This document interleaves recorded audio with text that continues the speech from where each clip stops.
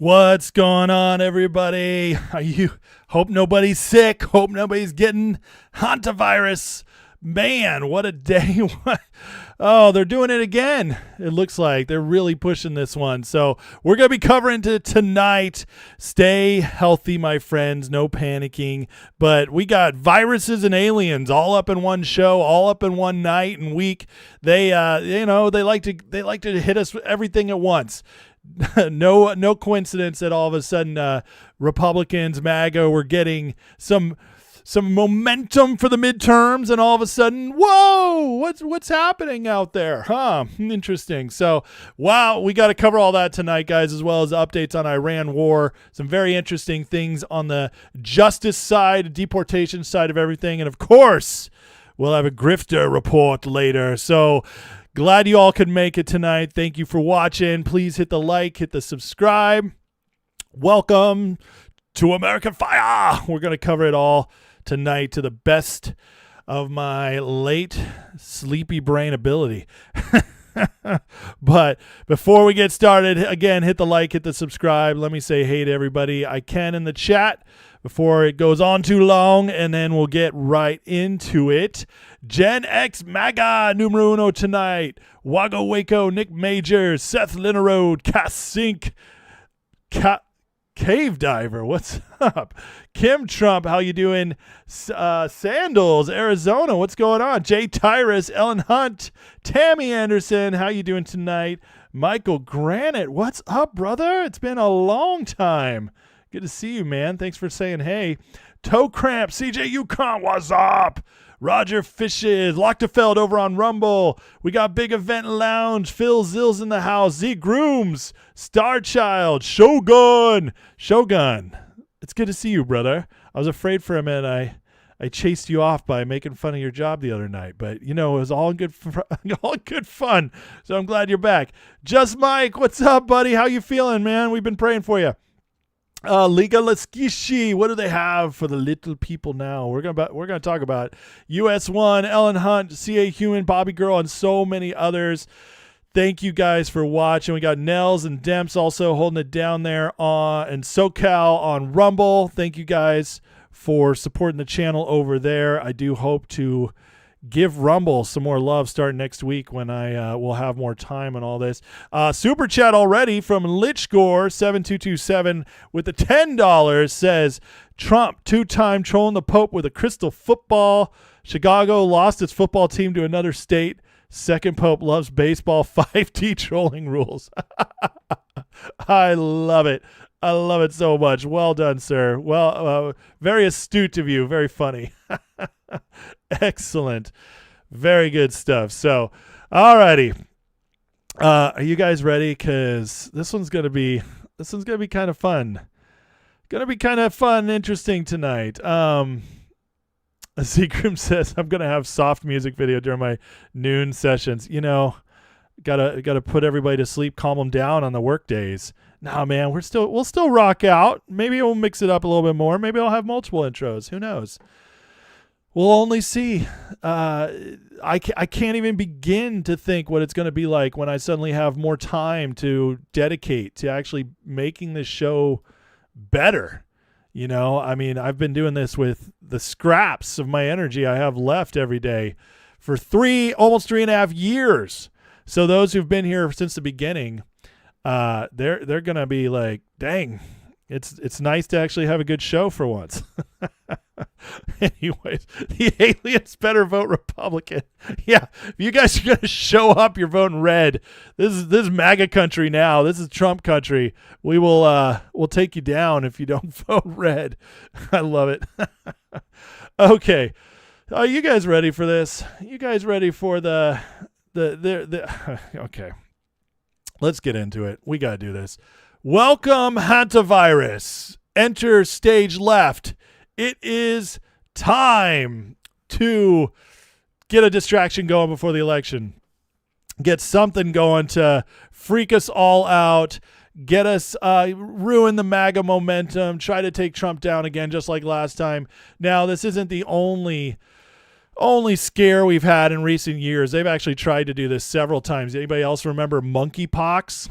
Yeah, that went over really well. They didn't do their research on that one before trying to get it to spread. But today we get the news, and this is building up, and it's everywhere now. A Hantavirus breakout. So Mario Nafal reports 3 people dead, residents across Georgia, with a ship set to dock in Spain's Tenerife,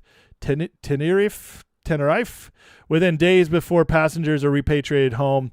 Worth knowing, Hantavirus pulmonary syndrome carries a 38% fatality rate if respiratory symptoms develop. There's no approved antiviral treatment or vaccine. COVID 2.0, anybody? Source, USA Today. Now, listen, there's a whole lot here. Now, obviously, this is Mario Nafal is not exactly on the right side of things, and USA Today definitely is not. So that tells me these sources are the scary sources trying to get us to freak out. But let's look into it a little bit more. MK Truth has this great post where he says, I think they're planning another pandemic before the elections. Since COVID, there's been a few scenarios where a new scary virus came out and we're like, here we go again, but it ended up dead. Now, Hantavirus thing happened. I originally thought the same thing, but I'm seeing the same playbook play out like COVID. Let's look at the timeline. April 6th, 70-year-old Dutch passenger got sick on the Hondius cruise. He dies April 11th, 12th through 24th. Ship stops St. Helena. Man's wife and about 29 to 40 other passengers disembark and fly home. Wife collapses in Johannesburg and dies. Confirmed Hantavirus. Mid to late April, 2 more passengers fall ill. British man evacuated. German woman dies on May 2nd. Early May, ship's doctor got sick and evacuated. More people on board show symptoms. Tests confirm Andes Hantavirus, supposed only strain that can spread person to person. Now, May 7th, at least 7 to 8 cases total. Some confirmed, some suspected. Ship is anchored off Cape Verde with medical teams. Let a lot of these passengers off board, put them back in society. Now contact tracing. And what's around the corner? The World Cup, where millions from Europe will flood into the U.S. from June 11th to July 19th. 16 host cities. In Canada, we have Toronto, Vancouver. In Mexico, we have Guadalajara and Mexico City, Monterrey. In the United States, we have Atlanta, Boston, Dallas, Houston, Kansas City, Los Angeles, Miami, New York, New Jersey, Philadelphia, San Francisco, and Seattle. I don't know, guys. It is very strange. It is very strange timing. What do you guys think? I don't know. There's this post that everybody's talking about right now. Everybody is sharing this on X, kind of freaking out about it, where this post back from 2022 shared 2023 Corona ended, 2026 Hantavirus. Well, this account said it's a forward-seeking, reads the future account with 52,000 followers, and yet only a few posts. So this is one of those weird things that make you go, I mean, did they change the date to mess with us? Did somebody know a plan out there? I mean, I don't know, guys. This is the weird stuff we got to deal with nowadays, because everything is a psyop or psyop adjacent. You either get the straight psyop or they try to make everything a little bit weirder. So what do we trust? I don't know, but it's just worth noting. It is strange. There have been other posts where people talked about hearing something on an airplane, stuff like that. Just weird. Just weird. And that's what I'm going to chalk it up to. Now, this was really interesting. So Hantavirus is a side effect of COVID vaccine. Apart from weakening immunity to the point of being susceptible to viral infections, it's possible Hantavirus actually in the COVID vaccine, and that's why Gavi predicted the new scandemic in 21 when the COVID vaccine was rolled out. This would not be unprecedented. Other vaccines, including polio, contain SV40. Cancer-causing monkey virus sequences are found in COVID vaccine as well. And you see, here's the paper. It's very small writing, but he does mark around where the Hantavirus is. You have these papers coming out, the next pandemic, Hantavirus. So, I mean, I got to tell you, they're trying to see if it'll take. The question is, will it? Now let's go back even a little bit further. MJ Truth found this on X-Files. So in an X-Files episode, or the movie in 98, cigarette smoking man revealed syndicate's alien deal. Aliens, we have that coming tomorrow, which we'll talk about in a few minutes. Texas, Hantavirus outbreak, cover up for human alien hybrid program to survive impending colonization. Season 6, cigarette smoking man revealed syndicate learned of impending alien colonization of Earth and chose cooperation over resistance. In exchange for aiding them, the aliens supplied the group with alien DNA. Alien love? You want alien love? You guys remember the movie Bowfinger? That's what it made me think of. Anyways, I digress. The syndicate uses genetic material to secretly engineer human-alien hybrids intended to survive the coming invasion apocalypse. Family members include Mulder's sister, surrendered as part of the agreement. Entire plot already quietly set up in 98 movie The X-Files Fight the Future. In a small Texas town, kids discovered an underground cave full of alien black oil virus. People get infected, die horribly. FEMA swooped in with full biohazard, quarantine, recover bodies, pump out the oil, all while public was told to contain Hantavirus outbreak. Alvin Kurtzweller spelled it out. The Hantavirus story was a perfect cover. Let the syndicate hide the alien virus testing, continue their secret hybrid work without triggering mass panic. So we have alien outbreak coming. This is wild. This is obviously ridiculous, but it's an interesting little fun connection here, just old X-Files episodes. But Trump doesn't seem too worried about it. So let Trump play. And this is, with Trump in charge, they've played this game before. 2020, COVID. Trump had, first of all, it was his first go around, and he did not have the team to support him last time. This time, they're much more prepared for all this. And you notice how they haven't been able to get another virus out since. So with RFK and HHS, Fauci gone, all this thing has been so cleaned out, the government has, and Trump back in charge. I don't think they're going to let it get there. But let's listen to what he has to say.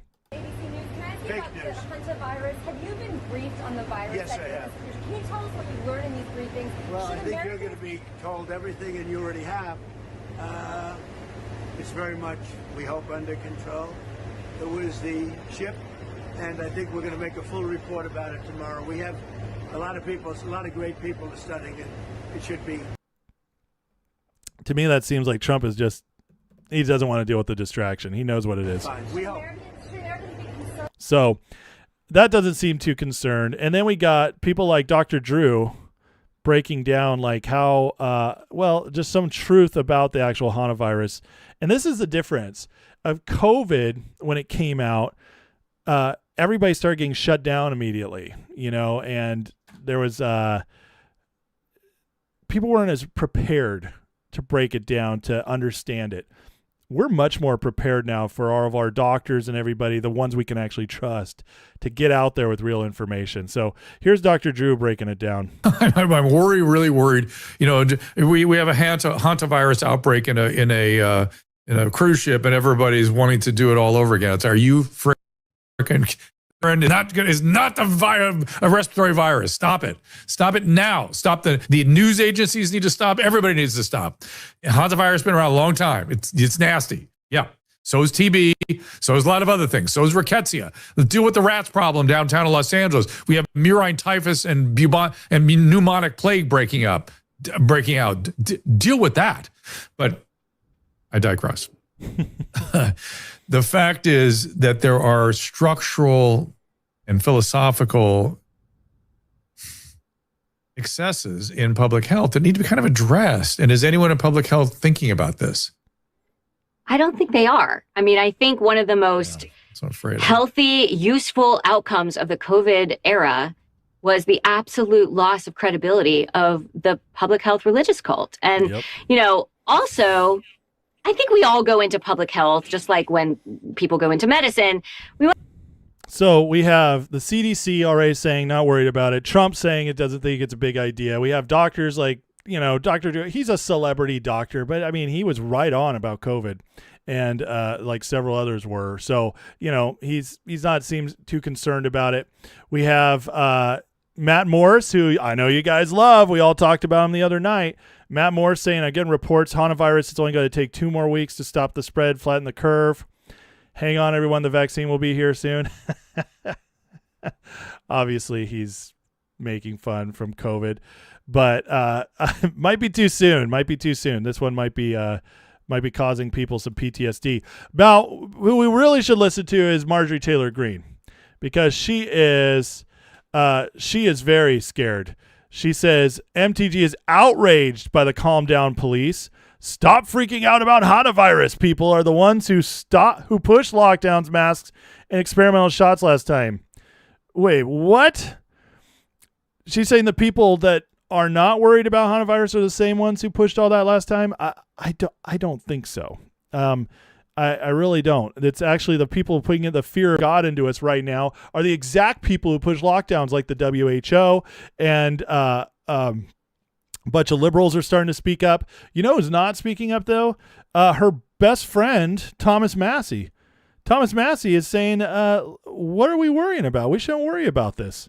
By the way, don't forget, they tried to bring out the bird flu. They've tried to bring out monkeypox. They tried to bring out murder hornets.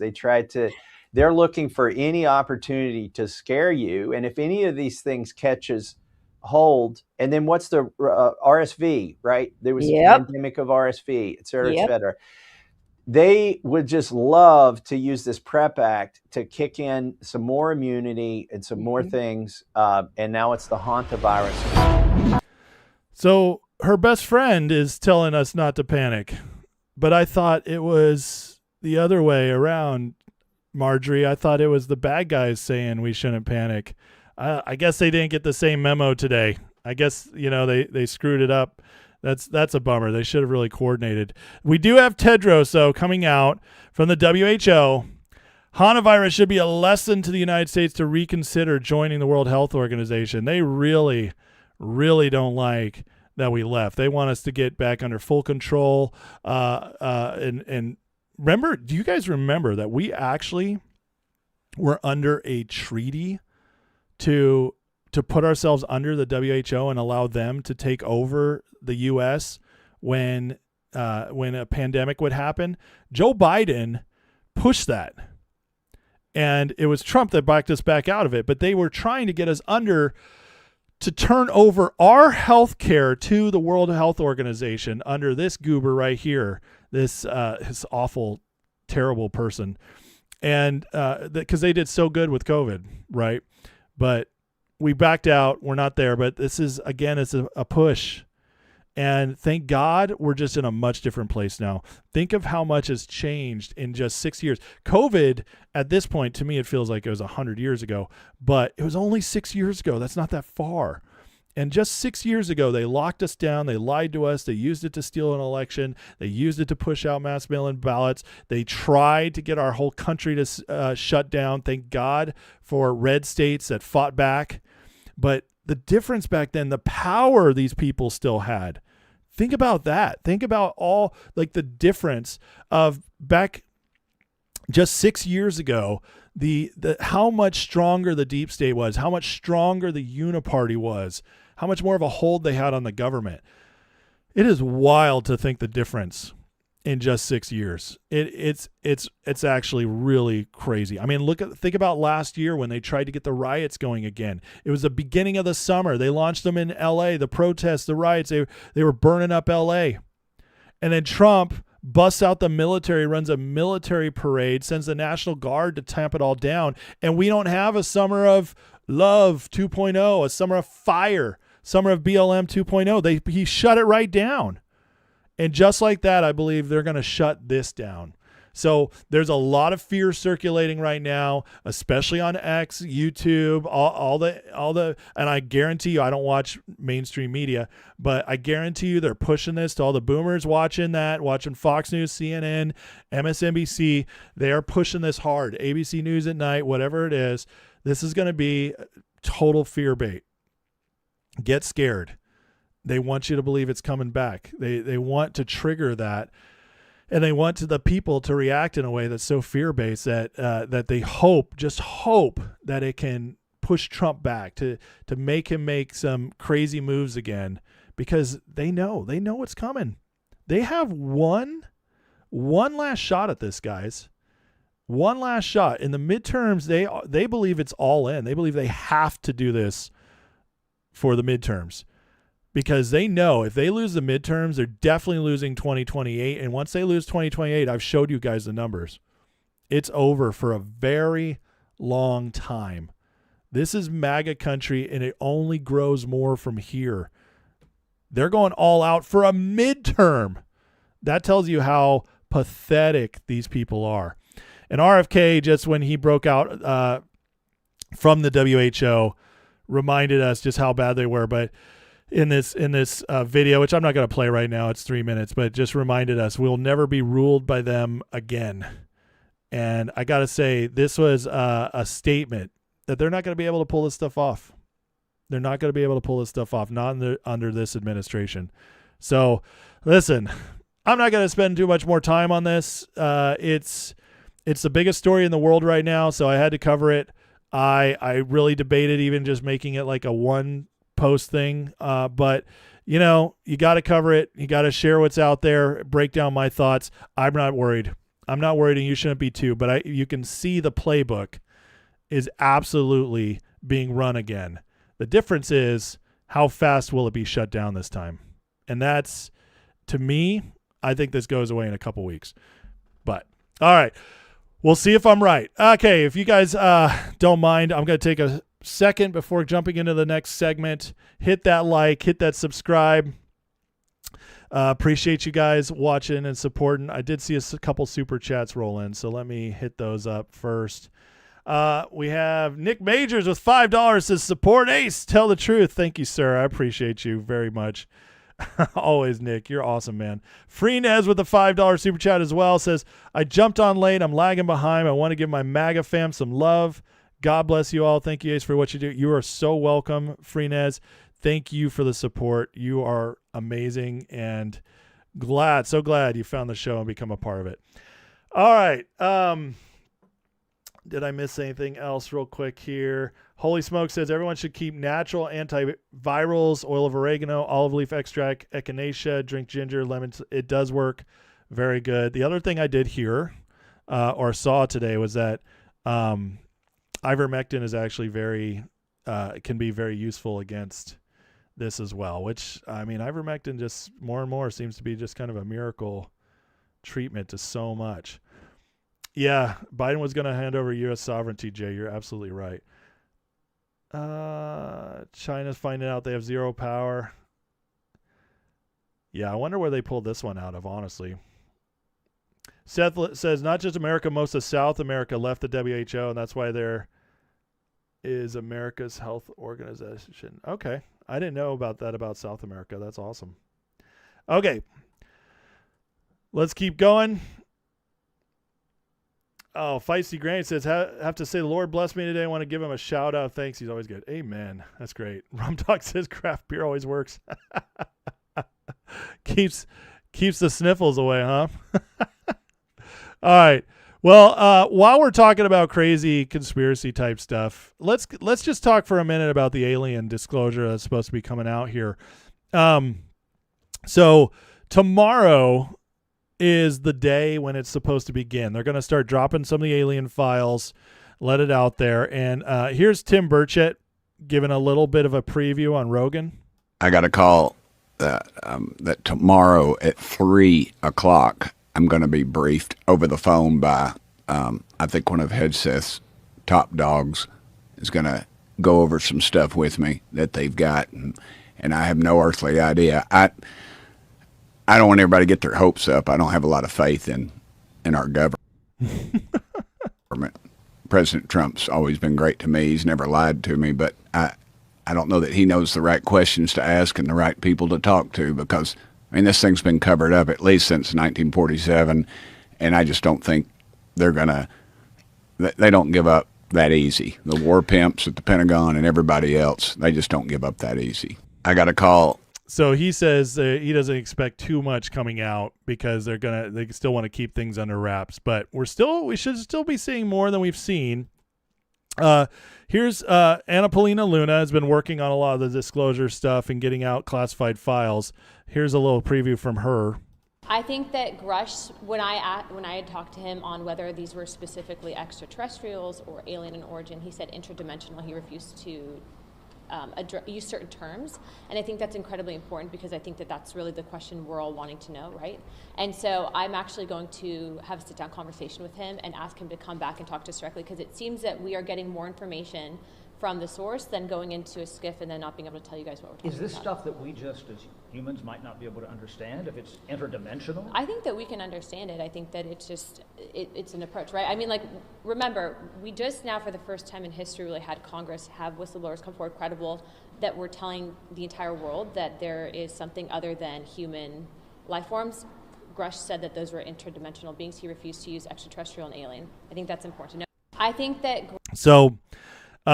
Interdimensional beings is interesting. They're mentioning that instead of extraterrestrial, which, I think is just going to play to my thoughts that this is about, like, they're actually spiritual beings versus aliens from another planet. But they did pull in a bunch of pastors, which is interesting.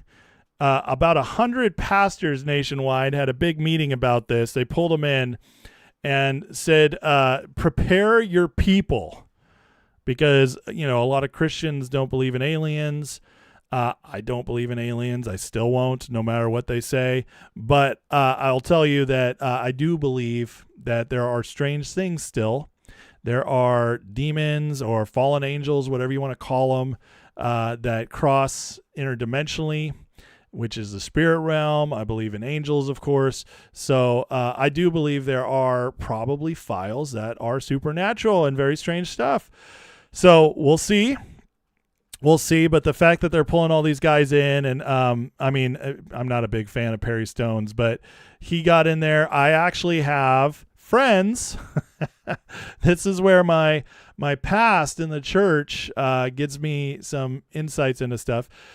I have one friend who is directly connected to one of the men who was invited to this. And then I have another friend who knows two of the people who were invited. And they both shared with me some things today that were shared with them. So I can't say too much, but I can tell you that it is much more going to line up with what they're going to release anyways. It's going to much more line up with the scriptural belief of these things than it is with the men from Mars idea. So that's all I'll hint at for now. But of course, these guys, look at this. Like he had to get his clicks. He went full alien today, Perry Stone did. And they told us very secretive stuff. I really don't like how they're handling this. I think it's very irresponsible. And it's the whole, like, getting everybody worried about these dark secrets of this serious stuff they're sharing with us, instead of just being, like, it's not going to change that much, Glenn Beck was talking about it as well. But government insiders asked a group of pastors to meet at an Airbnb in Tennessee, get briefed on reptilian aliens, worried what Christians would question their faith if an alien said it was all made up. Oh, that's funny. But Glenn says, I'd question the government alien before I doubt my faith. I agree as well. But anyways, so this, you said, you telling me the government knows lizard people exist, but they're still focused on the next election? And again, would make the existence of Gavin Newsom and Pelosi make sense. Well done, Glenn. Well done. That deserves a golf clap right there. Well done, sir. I love it. So we'll see what happens. We'll see how it starts coming out, but I think it's going to be, they have stuff, but I just don't think it's going to be what a lot of people are hoping it will be. So we'll see. We'll see what happens. All right. Let me get into the chat here. These are the short segment there. But next, we're going to talk about the midterms because the momentum keeps building. So got some great stuff on that I want to break down here. So please hit the like, hit the subscribe if you just got here. Appreciate you. Let's see. Well, we got some very interesting thoughts here on the aliens. That's great. We'll see. We'll see how it goes down. We'll see how it goes down.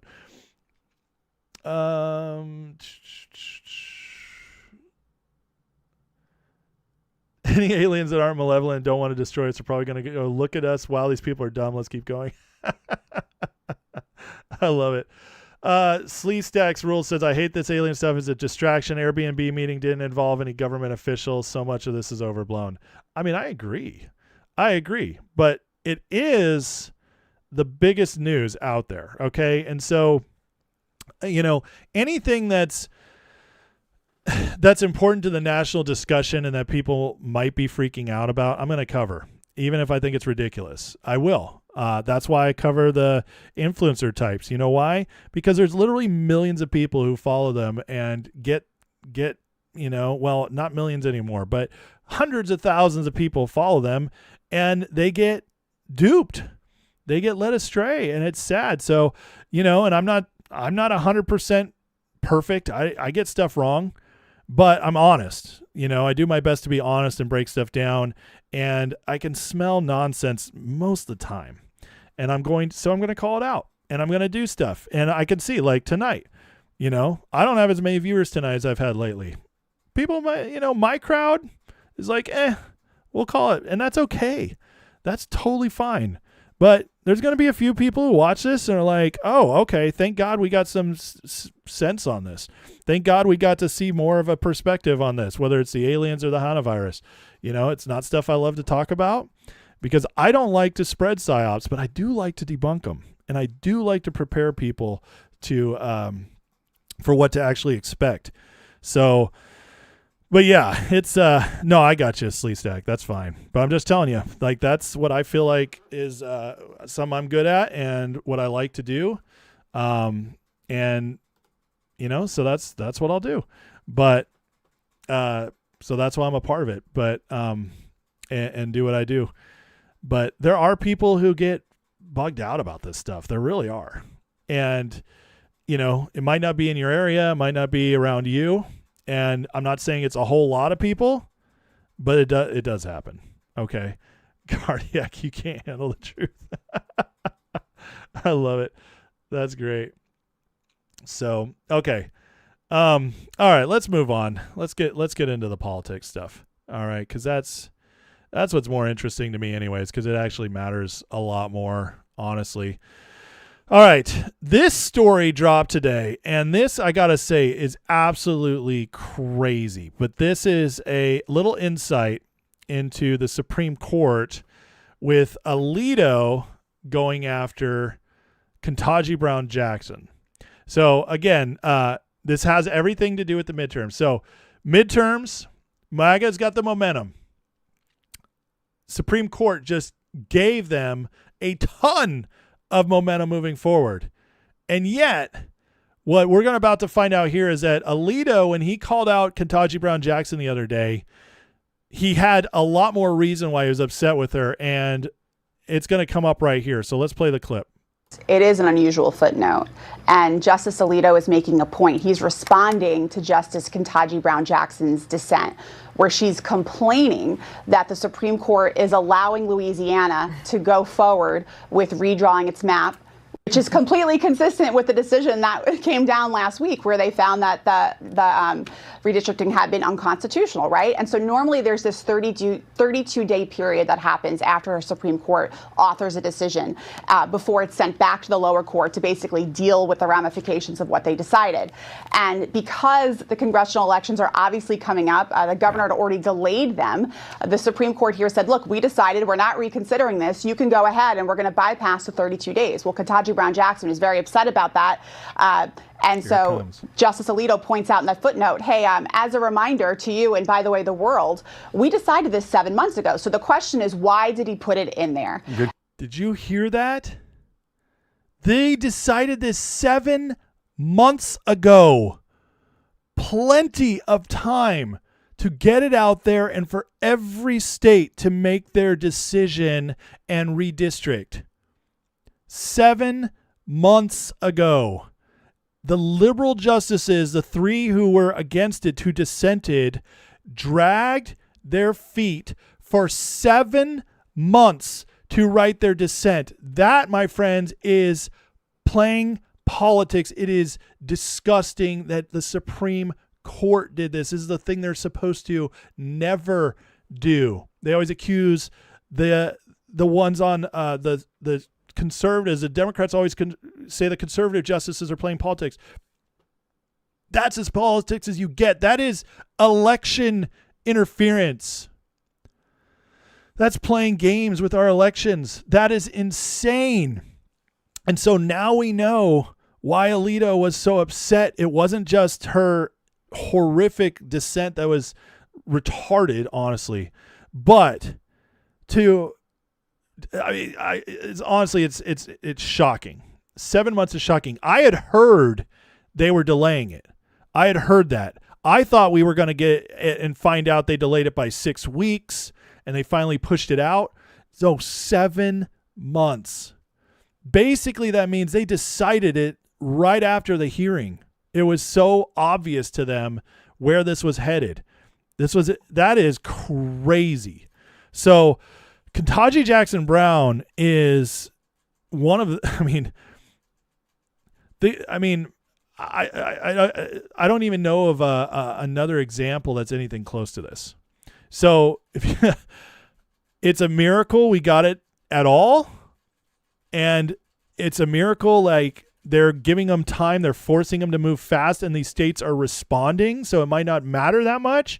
But if it had happened 7 months ago, that would have given President Trump time and the Justice Department time to put pressure on all the states that could gain from this.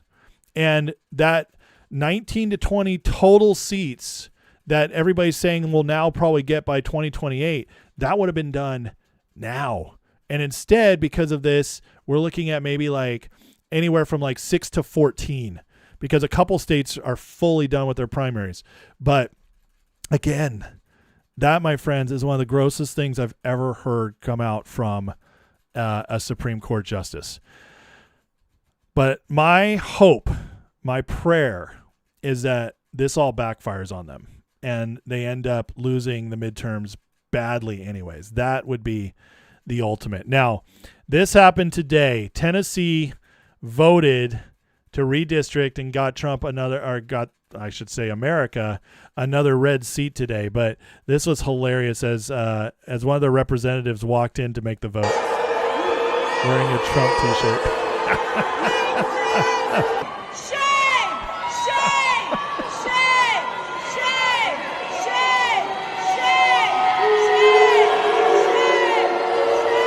Well done, sir. Well done. Well played. I love the faces. Look at her face. She's tickled. And then this guy is so mad. He is so mad. Sorry, Dreads. It doesn't work well for you.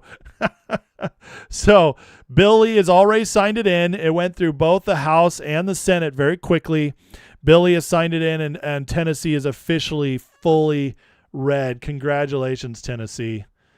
You're a better state now, which is pretty shocking considering Nashville's pretty liberal.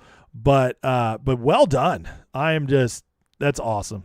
So let's keep moving. But now, because of Tennessee today, we're at Democrats 212. Republicans 208, toss-ups 15. And this is still counting Virginia, which could be overturned. Muted. It's showing sound for me, guys. Can you refresh? Does a refresh help? Because it's showing me sound. It's showing me sound. Sorry, guys. I think it's got to be a refresh. But everybody's got to refresh for the sound. Sorry, guys. All right, good. Weird. Weird that my sound went out for like half the people. That's strange. Okay. Anyways, so Virginia is still likely to get struck down from what we're hearing. Okay. That gets struck down. All of a sudden this flips and it goes Republicans 212, Democrats 208 safe, which means Republicans only have to win 6 of the 15 toss-ups. And we're not even done yet, guys. We're not even done yet. That's because there's still more. South Carolina is likely to do it. We still have Alabama and Mississippi, which are in it. So crazy. This is very good. Very, very exciting for the Republicans. We could, because we're only with Virginia. If Virginia gets struck down, we're only 6 seats away. If they can redistrict even like 4, it means you only have to win 2 of the toss-ups. So pretty amazing stuff, guys. Pretty amazing stuff. All right, and the Senate is trending back as well. Seth Keshel, who's the best, his work was so incredible for 2024, says he keeps up with the registrations in all the states. So we have first Senate forecast from this account, 53-47, which means we don't lose a Senate seat. And Keshel says, as of right now, we have it. But if Michigan gets this Democratic nominee, the guy from basically the Somalian, then we could even gain a seat. So the midterms are not nearly as scary as everybody was saying. Now, speaking of the recent elections, I know the whole Vivek versus Casey Putsch here was a big deal. And I got to say right now, there's a lot of stuff coming out about the Putsch campaign, and just want to share this so that Ohio, despite Vivek's flaws, can feel a little bit better about this guy going down in flames. So Jacob Tilley here, who worked for Putsch, says this man lied to every voter he had and every member of the campaign staff. He's the former regional director. He said, we had 2 emergency meetings with Casey, both times because things were falling apart with the team. During the first meeting, he cussed me out and admitted what we all suspected. He told us he had no intention of winning. The second he doubled down, that's when most of the campaign left. They continued to collect donor money, and good conscience couldn't side with that. Everyday Americans gave their hard-earned dollars to a candidate that didn't want to win. Late in the campaign, he told us the only way he would take our opinions into consideration was if we had ever had more social media reach than him, which ticked him off even more. He cared about numbers more than votes. Hence, so he basically ran just to become famous, just to run for this America First fame and get in with the get in good with the podcasters, basically the faggot group. So pretty crazy, but dodged a bullet. He's just not what everybody thought he was. So again, good to know this. Good to know, the election 2 nights ago was just a massive win for MAGA, guys. We cleared out so many frauds and so many rhinos. And my favorite, Harry N., my favorite New York Jew, had this to say about what Indiana showed. And it's great. Let's listen to this. That the president still has juice, still has a lot of influence, at least in Indiana. Yeah. So as Indiana goes, so goes the nation when it comes to Republican voters and Donald John Trump. He absolutely still has the juice. And when you're a Republican and you go against Trump, you get voted off the island. I always love Survivor. And in this particular case, what we saw in Indiana was you go, adios, amigos, goodbye, see you later. And to me, that is emblematic of what we see nationwide with Republicans. I think there's this myth that's going on right now that, oh, Trump is really losing support among Republicans. But compared to other midterm cycles, he's just as popular with Republicans as he has ever been at this point in midterm cycles. Right now, nationally, we're talking about an approval rating on average of 84%. In 2022, his popularity rating was 76%, actually lower, right, when he wasn't in the presidency. In 2018, the last time he was president, 85%. That 85 looks a whole heck of a lot like this 84% right here. The bottom line is this: Donald Trump still absolutely has juice with Republican voters. You saw it in Indiana, and I think that you'll see it down the line as well if any Republicans try and go against it. You see what it says there? The top for a term 2 party approval for a president. in history or this century. That's crazy. Trump, man, he's just holding his base. President of the United States, who is still very much beloved by Republican voters nationwide. Harry, you were also looking at turnout. What are you seeing in turnout? Why is this significant to this conversation? Okay, why is it significant? Because we know that within the Republican Party, Trump has that extra strong core, that MAGA base, right? We're talking about approval ratings, depending on which poll you look at, 95, 97, 100% with MAGA Republicans. And here's the thing. They are incredibly juiced up compared to other Republicans. Because let's take a look here. Republicans who say it's more important to vote in 2026 than the usual midterm election. Look at this. 60%. That's incredible. 60% of MAGA identifying Republicans say that, compared to just 36%. That's incredible, guys. You see that? So thank God we own the Republican Party, because it's us. 60% say it's more important this year to vote. So what have I been telling you guys? I had to address this last night. You know, the whole like, stop being positive. You're going to tell people to sit home and not vote. No, it's the opposite. And guess what? You know who also believes it's the opposite and who's right all the time is Trump. Trump is always positive, always talking about winning, always presenting the vision of the future, and he wins. That's how you win, guys. You don't need to use the fear. That's what the Democrats do. And look at how pathetic they are now. They haven't had a good candidate since Obama. And obviously Obama's a terrible candidate, but he was good at lying and presenting hope and change. So you present the possibilities, and that juices people up, and it's working.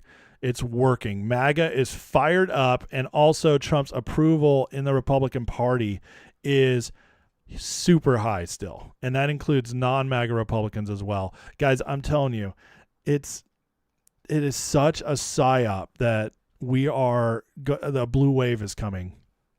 They want you to believe that so that you stay home. They want you to believe there's no hope. They keep spitting out this narrative that presidents don't win their midterms. They don't win in their midterms. The opposing party wins. He's going against the trend of history. Well, it's actually a relatively recent trend of history for about like the last 60, 80 years. It's not the history of the United States, which is 250 years old. It's relative trend, and trends can be broken. Trends are meant to be broken. So Trump can absolutely buck the trend, and that's one of the only things they have. Is that, and that his approval is not as high as it's been. But all midterms, the base approval matters much more than it does in a presidential election. In a presidential election, that overall approval matters more. In midterms, the base matters more because the base is much more likely to vote in a midterm than a general election where more people vote in general. There it is. A double again. That's always fun when I say the same word sentence twice. But here's a great breakdown of Indiana. So Indiana spooked them. They thought they had Trump and MAGA contained. They thought they could ignore Trump. They thought MAGA was weakened, split, and easily put back in the corner. They believe the fake polls. They figure their podcast bros caused more than enough agitation in the base. They thought without Kirk and by attacking his widow nonstop, they ended the threat of TPUSA. Indiana showed them they were totally 100% wrong on all the above. Indiana showed them they didn't have the midterms in the bag. Indiana showed them Thune was wrong to not accept the deal for Trump endorsement for Cornyn in exchange for SAVE Act passing. Indiana showed them their podcaster doomers were nothing but digital noise. Indiana showed what they thought they accomplished over the last year was nothing but a mirage. It showed them they got zero ROI on all their efforts. Indiana was a watershed event, not because the incumbents lost, but because everything they thought was true was proven wrong. Unless you watch the show, because I was on it the whole time, baby, and you guys know it. But again, what matters, though, is that this message, this earthquake that happened in Indiana, went to the top. And you know what's very interesting today? Today we heard that Trump, he came out and he said he's getting ready to endorse somebody in Texas between Cornyn and Paxton. Well, Paxton is still leading, but barely. Cornyn's starting to catch up to him. Here's what I think might be happening. 2 months ago, Trump made a deal to Thune, or at least this is rumored, that I'll endorse Cornyn if you pass the Save America Act. And Paxton knew this as well. Paxton even came out and said, I will drop out if they pass the Save America Act. So Paxton and Trump have a deal on this. It's very interesting. Indiana happened, and then Trump just came out and said he might make an endorsement again.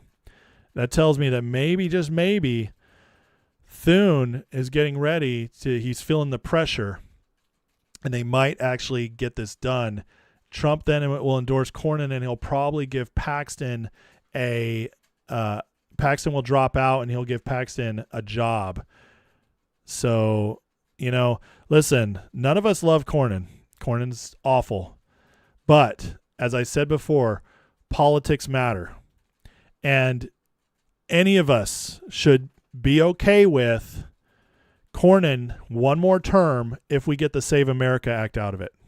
Because Cornyn, over the next 6 years, with Trump in as president, and then with probably Vance or Rubio, we're going to maybe get 2-3 bad votes from him. Okay. So Paxton, wherever he puts him, we'd get Cornyn, total rhino for 6 years, maybe a couple bad votes, but he'll line up with the Republicans almost every time. For that, we could get the Save America Act, which could lock in not just Republicans going forward, but MAGA going forward. It's worth it. Now, what would Paxton get? I doubt he gets Attorney General. I don't think the Senate would confirm him. But there are other positions that don't need confirmation that can have a lot of power. So, but whatever it is, Paxton was okay with it, because Paxton was willing to drop out if they passed the Save America Act. He came out and said it. So I'm just telling you guys, this is something they all agree on. Now, if he doesn't endorse Cornyn, if he comes out and endorses Paxton, then that's just a shot at Thune and says, okay, you asked for it. I'm just going to ruin your Senate. Like, I'm going to crush all the rhinos, and you want to play hardball because you won't pass my act. You won't get the Save America Act passed. Then we'll play hardball. That's what Trump will do. So I'm telling you right now, I'm just preparing you guys, because if you have, like, I lived in Texas for 9 years. Okay. I had Cornyn. I don't like Cornyn. Okay. I don't like Ted Cruz, but again, politics, you have to play the game to win. And the Save America Act is worth 6 more years of Cornyn. It really is. Because without this, we could have Save America Act. It could get pushed off, because the Senate has to dust the filibuster to do it, which means we likely wouldn't see the filibuster under this current Senate, which means it doesn't happen till at least after 2028, and maybe not until after 2030. So again, it's politics. You got to play the game. And I know we have idealists. We have a lot of people who are like, just want it all perfect all the time. Just think like we can win without playing the game. It's not how it works. And that's why Trump is so good at this. He knows exactly how to play the game. Same thing happened with just Vivek in Ohio. You got to know how to play the game. And the people who are out there like Owen Schroyer and the Nick Fuentes and all these people like are going after Trump for not being a purist, all that those people just lose. They just lose all the time. And if we win, we have to go step by step. We do. Like it or not, guys, we got ourselves in this mess for years and years of not being involved, whether it was us, our parents, our grandparents. And I'm not obviously saying every single one of you or your families, but I am saying America as a whole, conservatives, we didn't do enough. And we are the majority in the country, but too many of us just wanted to live our lives and not get involved. We got in this mess, and so it's a hard road out, but we're going to do it. And again, we're seeing a lot of shockwaves going through the country right now, because they never thought it would be this close to the midterms. And they're freaking out. And then the Indiana thing also put the rhinos on blast. So good things are coming, guys. Good things are coming, but we have to keep fighting, and we have to be willing to do what it takes. And that means sometimes for a season, compromise. The real win is moving 2 to 3 steps forward for every 1 step back, because that continues the progress. Nobody, and I mean nobody in history, war, business, success, politics, you name it, no one ever goes full speed ahead with no setbacks ever. It just doesn't happen. So what you do is you mitigate the risks. And that's what Trump does so well. And that's why we're going to win so much in the future. It's beautiful right now. Momentum is huge, which is why they're introducing new viruses. It's not going to matter, though, because we're going to win. All right, guys. Let me take a break. Preparing for this next segment. We got just some interesting things coming out about deportations and justice stuff. But let me get into the chat. I think I saw a super chat, so let me make sure I'm not missing any. KTU for you today. Excuse me. With a $10 super chat says, I'm here. I don't chat much because I watch on TV and crochet. It makes it hard to chat. Happy to find a fellow Californian to East Coast transplant that isn't a flaming liberal. I love it. Well, thank you so much for the donation. I appreciate you. I agree with you. And you can keep crocheting. I'm sure you're doing something awesome. But thank you for watching and for the support of the channel. I appreciate that. Job for 9 with a $5 donation says, keep up the great job. Shout out to the chat and the Discord peeps. All right. Thanks, man. I appreciate you. And absolutely. Get in the Discord, guys. It's great in there. So if you wonder what the Discord is, how to get in there, go into the membership, or go to the description below, click the Patreon link, get a free month to my membership. Get in that Discord, check it out. Find out, or you check out the other extra content in there for members as well. And it's a great time because next week the membership's going to start getting a lot better because I'm going to have a lot more time for it as next week I start business for myself. So I see MFN Tango sent 5 American Fire gift memberships. Thank you for that, MFN. Everybody who just got that got a free membership to my YouTube channel, which means now you can unlock all the members only lives. So make sure you go into the community post, find the links to the members lives in there, or go to the members only section, and some of the lives are posted in there as well. So thank you for that, MFN, and for your support. And Tammy Anderson with the GOAT trophy for the 1,000 jewels. Thank you, Tammy. I appreciate that very much. Thank you. I like it. I like the trophy. It looks great. Seth asks, what can we do to stop or change bleeding heart types? Friends don't let friends make emotional decisions.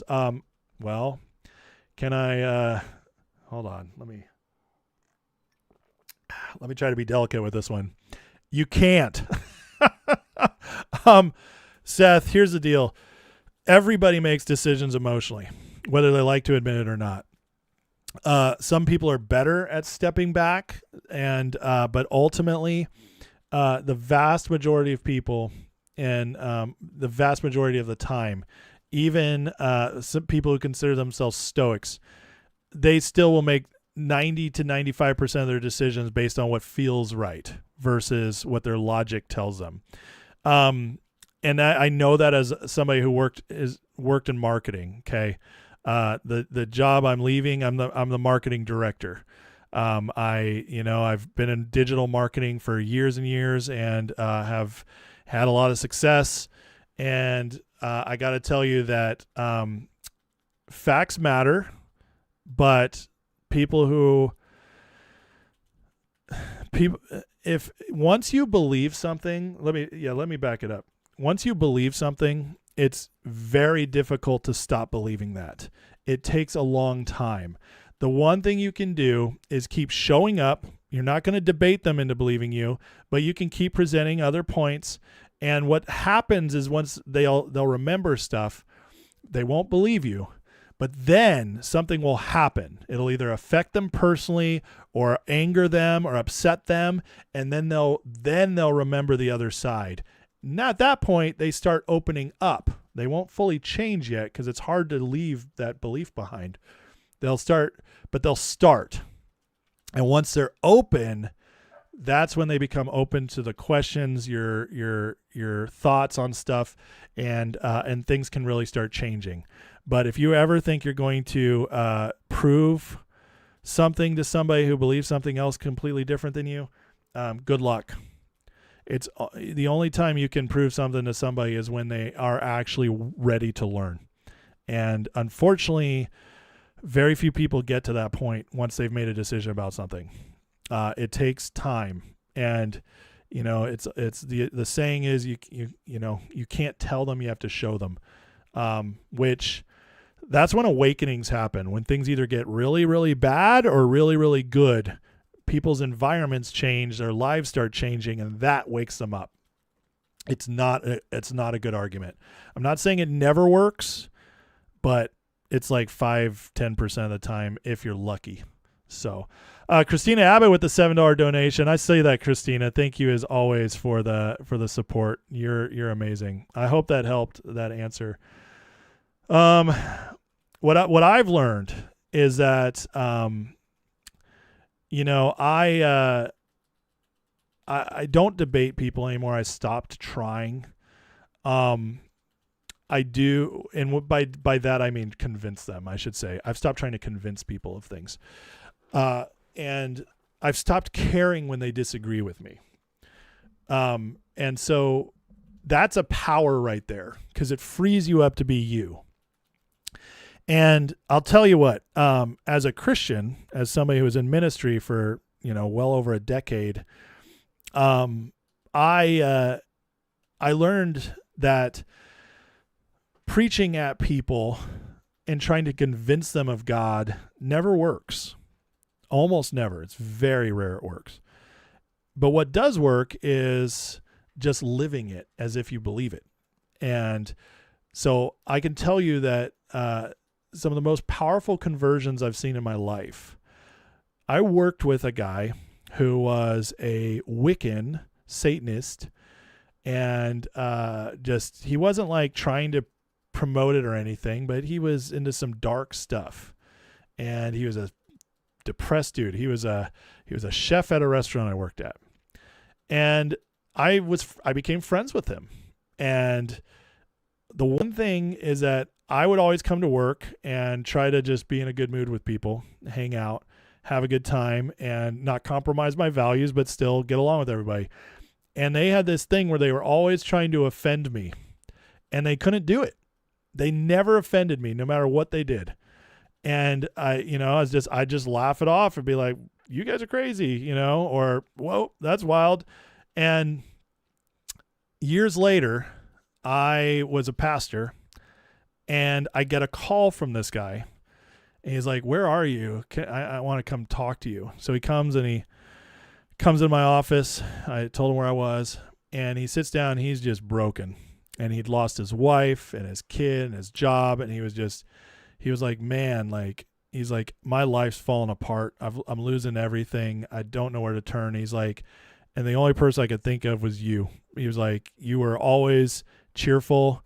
He was like, nothing could ever break you. Like as much as we messed with you, you were just always awesome. He was like, I just love that, man. He's like, and I want that. He's like, I don't know what that is that you have.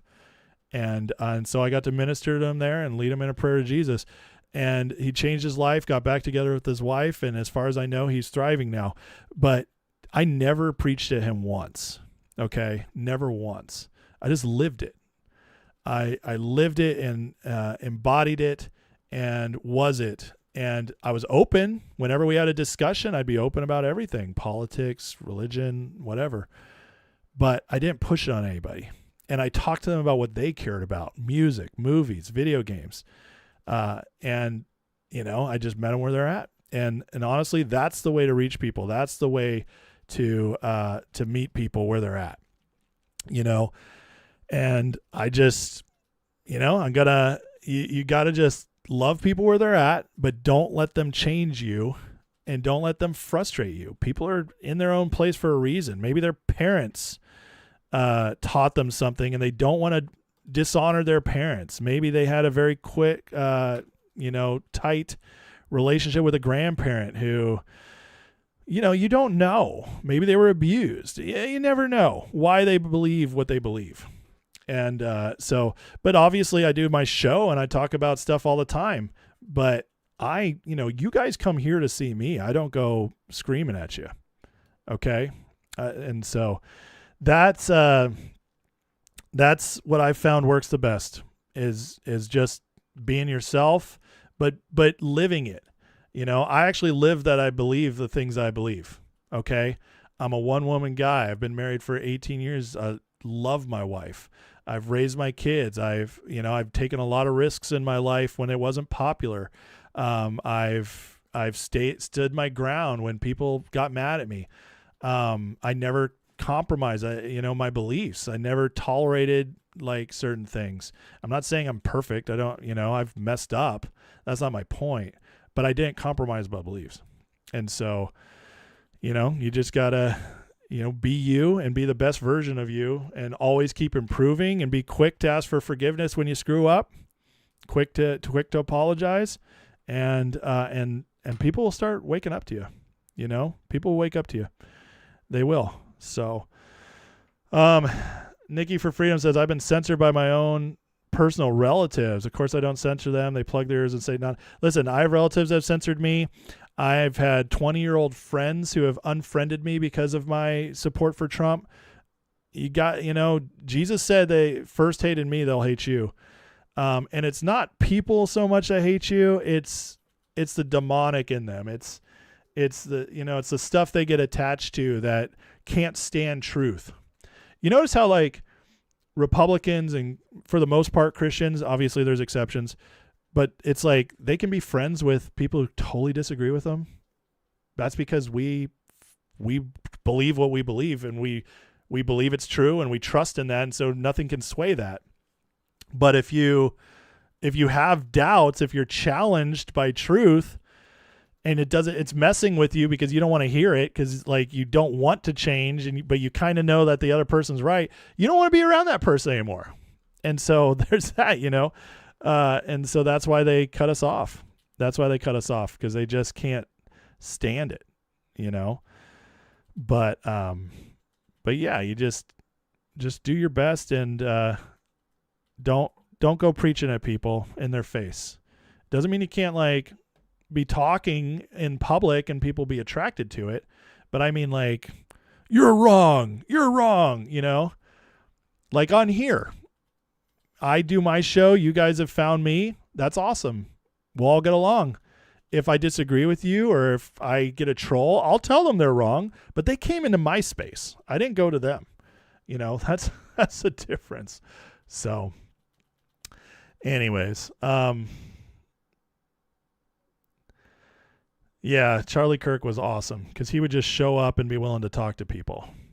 And with Charlie, he rarely changed the mind of the people who challenged him. Do you know that? But you know who he changed the mind of? The people who were watching. Because they were watching to see how Charlie would handle it. Would he get angry? Would he resort to name calling? Would he be ugly? And Charlie never was. And so that started waking people up. And they would watch the other side crash out and they'd be like, well, I don't want to be like that person, even though I believe what they say. And this guy won't back down, but he's also doing it with love and grace. And he's treating these people with honor. That changes minds. Now the people losing it, they barely ever change their mind, because they were in the fight. They were trying to prove themselves what they believed right. And, but the other people, they were watching and they were like, oh man, there's something about this Charlie guy. Jesus did the same thing. Jesus fought the most? The Pharisees. Jesus fought the most with Pharisees. Why? Because the Pharisees were religious and they had everything they were supposed to have, all the teachings of God, all the writings. They knew him better than anybody. And yet they didn't have a relationship with God. And Jesus hated that. He didn't hate them, but he hated that about them. That pride, that false piety, that just religion is ugly, man. And Jesus hates religion. He loves faith. He hates religion. And so he was like, you have it all, but you don't even understand it. You know, you're using it as weapons. So he'd fought with them to their faces, and he'd win every argument. He barely turned any of them. A couple Pharisees turned over, but for the most part, but the people would watch, and the people would be like, oh man, like, look, this Jesus guy, he's got the answers. So that's why I speak in public, so, it's, like, God is so good, man. It's a beautiful life being a Christian. It's just so free, and it's so free knowing the truth. It just is. And knowing, like in politics, just being on the MAGA side, which is clearly the side that's emblematic and carrying forward truth in the world right now, the truth of freedom and patriotism and family and traditional values and how to actually use the government for good. It's just beautiful. And because you're on the side of truth, like, I just get to rest and talk about it and break it down. And it's amazing. And like, these people who come in and fight with me and get angry with me and whatever, it's like, okay, it's like, whatever, and again, like, there's going to be things I project that are going to be wrong. There's going to be things I miss up sometimes, some details, but on the general side of truth, I know I'm on it. I 100% know. I have zero doubts. I have zero doubts about Jesus. I have zero doubts about my faith in God. I have zero doubts that Trump is doing the right thing for our country. I have zero doubts that our country is trending in the right direction. I just have zero doubts. I literally have none. Not at all. I just know it. I can see it. I can feel it and everything. And it's like, and I've lived it. I've experienced it. It's I've had enough confirmation where there's like zero doubts in my mind. Again, details I can mess up, exactly what it'll look like I can mess up, but on the general side of truth, I know 100% I'm on the general side of truth. And I believe every MAGA patriot Christian is, and the people who are MAGA who aren't Christians, they're a lot on the side of truth. They're just not all the way there yet. And that's okay. Like, hey, we're headed in the right direction together, guys. That's how I feel about it. And I'm open about it. I'll tell you what, one of the things about doing my show for 3.5 years with a very small audience, very amazing audience and great community. They're the only reasons I kept showing up night after night, because just the most amazing people were watching me, becoming my friends, getting to know me. So you OGs, you guys got me here. But listen, the reason I kept doing it is like, or it's like I got to be myself, and I got to do it my way. Nobody paid for me. I've never run an ad on this channel, to get more reach. Nobody's behind me. Nobody's promoting me out there. So I built whatever is this thing we're doing right now just by being myself. And that's very freeing, very freeing. And I can assure you, most people talking on YouTube who have any audience at all are not free. They're not. But anyways, I'm obviously way off track tonight, but that's okay. Sometimes I like it. Sometimes I like being off track. It's fun to get into the crowd. You guys are awesome. You guys are awesome. You guys complaining on Rumble, whatever, get out of here. Go to sleep. My show is my show. Okay. The community actually matters to me on this show. The news is the news, and I'm always going to cover it. I'm going to break it down, but it's not, none of this matters without the community. So the community is a big part of it. Gen X says, watch a lot of channels. There's none like this one. Thank you. That means a lot. I appreciate that. Thank you, Nikki. Thank you, guys. Heather says, at this point, if a person still hates Trump, their minds are deranged. They must be possessed by demons. Demons hate the truth. They hate God. I mean, I'll tell you, like, I know some good people who Trump really rubs them the wrong way. I would say 90% of them are women. I get it. I don't condone a lot of his behavior. I know he's rough around the edges, but you know, I think there are things about Trump that people who have they're put off by the masculine that's sometimes wild, that it rubs them raw, even if they like what he's doing. So I'll say that. I don't think it'll always be that way with other people, but Trump's who we needed right now. And Seth, listen, man, we all need to be better people all the time. So don't make that about you. Don't make that shame about you. And shame doesn't make people better. It's freedom that does. All right. Was this Doc Luke with the $5 donation says, once Trump degrades Iran to surrender, he should declare the end to the war on terrorism. I would love to see that myself. Unfortunately, I think terrorism overseas, absolutely. There are other things that he might not be able to end yet, which we're actually going to talk about here in a minute. Which, speaking of which, I do need to get on to the next section, or we're going to be here all night, and I still do have to work tomorrow. But thank you, Doc Luke, for that. Okay, let's move on to the next segment. I will come back into the chat. Okay, so after the segment, but all right, tonight we got news from Mr. Tom Homan. They are surging the deportations. Again, this is just another PSYOP that is going away quickly. This PSYOP that deportations had stopped, that the administration was worried about how it looked and they were betraying MAGA. Rich Barris was touting this back in February and January. Robert Barnes, all these people just were saying, this is not what we voted for. He's betraying the base by backing off on this. Steve Bannon, I don't know if it came out of his mouth directly, but it's come out of a lot of his people, like Grace Chong and stuff. So it is a PSYOP been going on. And here's Homan telling us exactly where we're at now. Story that really has come down in just the last couple of moments. A moment ago, you brought up sanctuary cities, okay? USA Today is reporting that ICE officers will be headed to over 40 states. What can you tell me about that story? Well, I think what they're talking about is the deployment of our new assets, the new hires, and where they're being assigned. And I can tell you that my opinion, and what I'm talking to Mark Wayne Mullen about, is the vast majority of agents need to go to sanctuary cities. And why is that?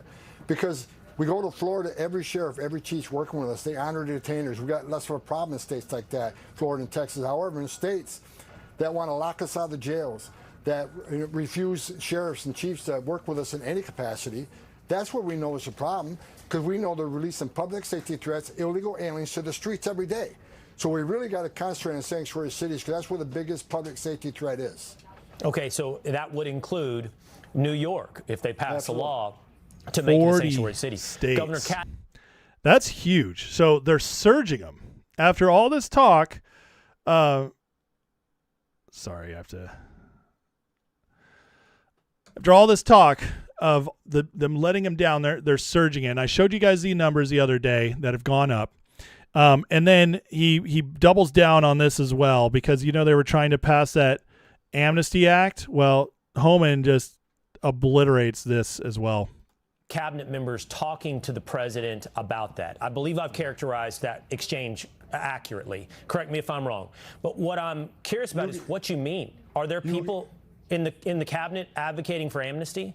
You characterize talking points are taken out of context. That interview, we opened the interview when we're talking about policy, talking about where do we go from here, right? Because President Trump did executive orders, had the most secure border ever in Trump 45. President Biden came in, undid it all through executive order. President Trump came back in through executive order. Now we have the most secure border ever in history of this nation. My first comment was, we need congressional action to solidify this and enshrine this into law, so the next president doesn't come in and undo it all again through executive order. When we're talking about the non-criminal people being there ever, I said discussions are ongoing all the time. For instance, just recently there's been discussion about the Dignified Act that some members of Congress are pushing. There's always conversations going on, but let me tell you this, and I mean this.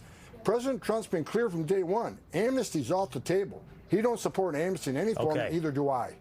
Okay. Love it. You see Homan smile when he first asked him that? He's like, this is ridiculous. Look at that. You don't get that Homan smile very much, but there it is. He just can't believe they're even talking about this. It's not going to happen. This man is a boss. He's just so much better at doing this than Bovino was. He knows how to handle ICE. He knows how to get behind the scenes, do it in a way that's not all public, that attracts all the rioters, the protests. I mean, we're seeing raids happening in LA. We're seeing what just happened with that Disney cruise, which was a bunch of pedophile illegal immigrants working on a Disney cruise that they just busted, 29 of them or something. He's a master at this, and he's got ICE raring to go. And then also to hear that they're not just targeting violent criminals, they consider them all.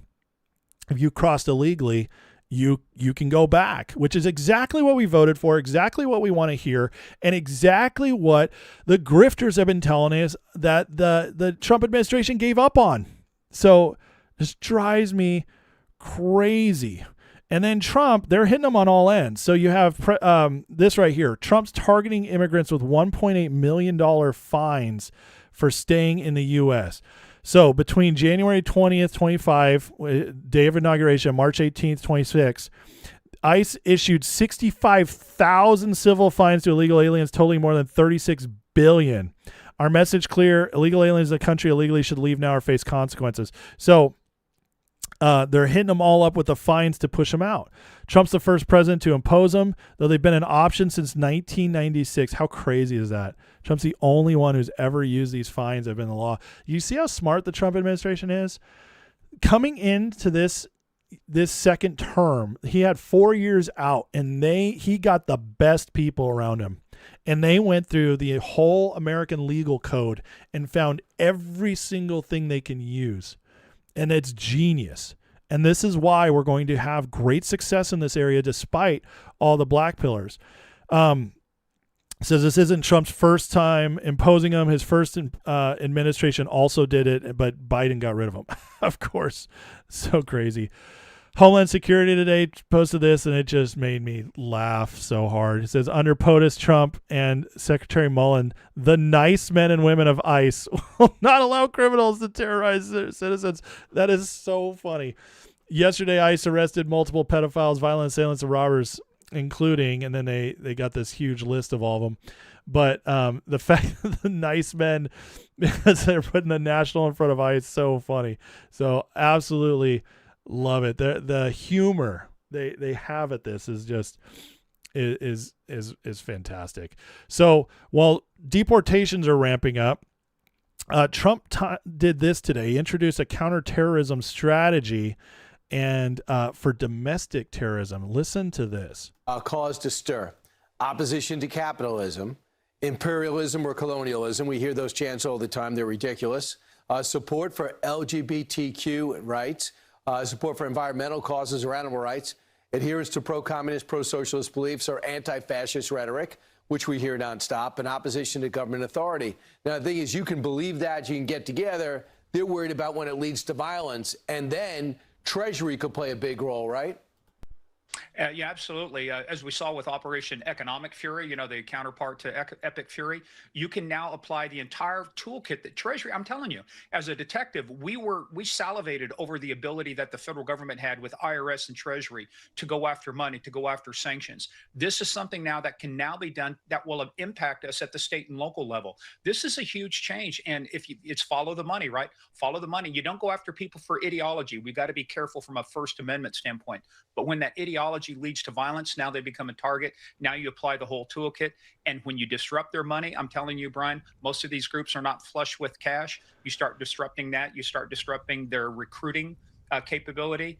You can have a huge impact in a very short amount of time. Don't you believe that a lot of this money comes from our adversaries, Russia, North Korea?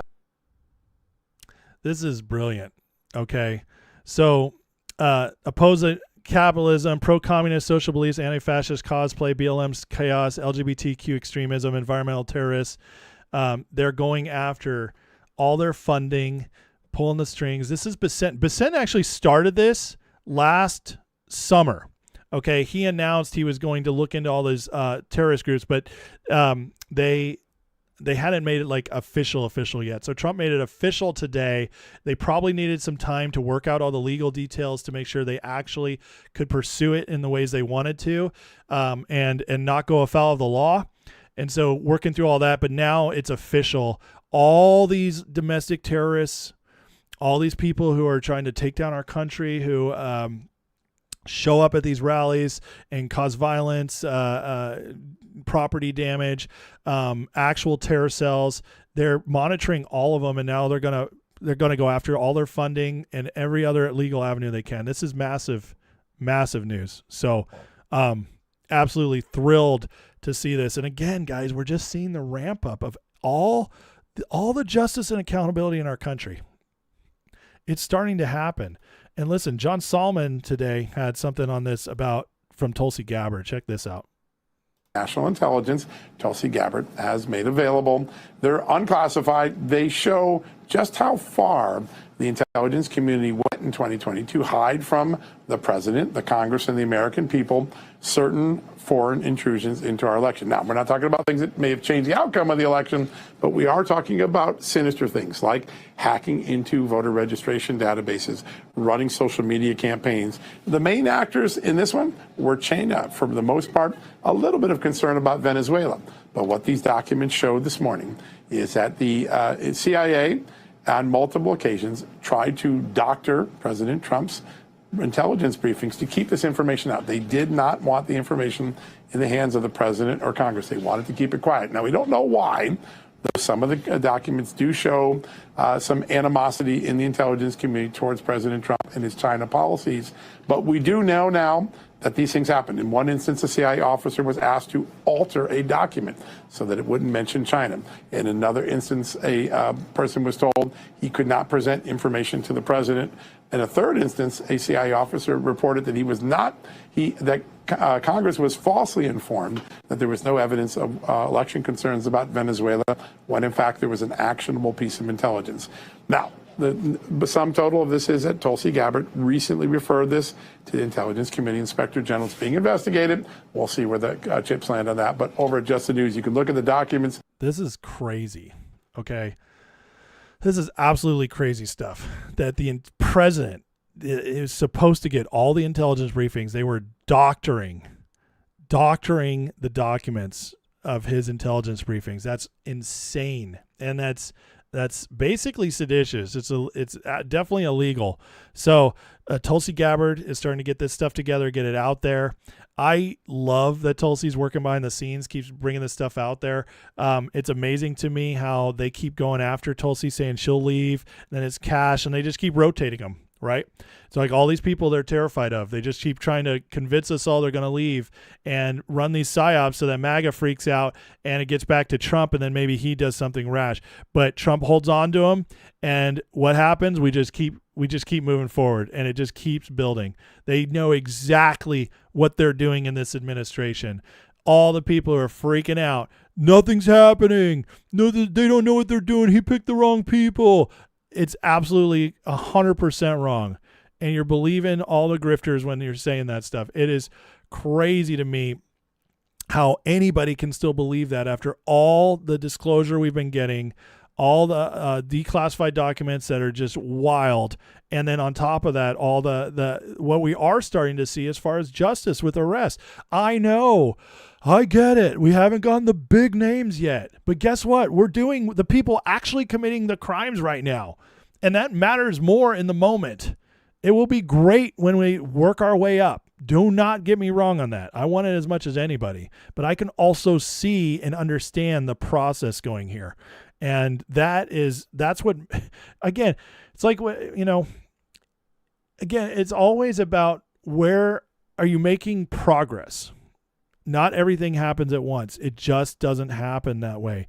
Even Susie Wiles, which there's plenty of people out there who think Susie Wiles is trying to undercut Donald Trump, that she's a deep stater. It's like, it's so crazy just because she's been Republican in the past and she worked for some big companies, that she's obviously, like, people do this guilt by association thing without any other evidence whatsoever, it always drives me nuts. Guilt by association only works if you also have supporting evidence that ties it together.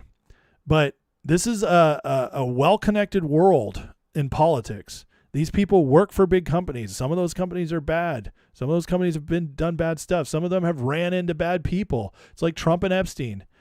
It's like you run into these people. They all run in the same circles. You can't avoid guilt by association. And so if you want to play that with everybody, then you're never going to find a single person who's doing anything good. But listen to Susie Wiles talking about 2020. Leaving the White House, he called me and invited me to dinner, which I was not in the inner circle. I was just overwhelmed. I couldn't imagine why. I drove down to Mar-a-Lago. Oops. Which I think he thought I live, 10 minutes from there, but it's really 4 hours. And we had a lovely dinner, and at the end of it, he wanted to know why he won Florida, but maybe struggled in some other states that I think we're going to find out he actually did win. But leaving the White House, he called me and invited me to dinner, which I was not in the inner circle. I was just... Sorry. It's replaying. I was having a glitch. Did you guys hear what she said, though? The 2020, the real results of 2020 are coming. So get ready. I mean, they're going to disclose all of this. And again, Susie Wiles, if she's a bad guy, if she's a rhino, if she's establishment, she's not talking about this. You know that there are a few absolute taboos that you do not talk about, that the rhinos never go there. Okay. You understand that? There's certain people, certain things the rhinos don't touch. They'll talk about taxes. They'll talk about abortion. They'll do the regular Republican spiels to keep their voters, but they don't touch 2020. The rhino Republicans don't touch it because they don't want that talked about. They don't want them to figure it out because they're all parts of the fraud. And they want the election fraud to keep going. This is why they won't pass the Save America Act. Okay, where they're dragging their feet. So that to me is one of the indicators when somebody's actually on the good side.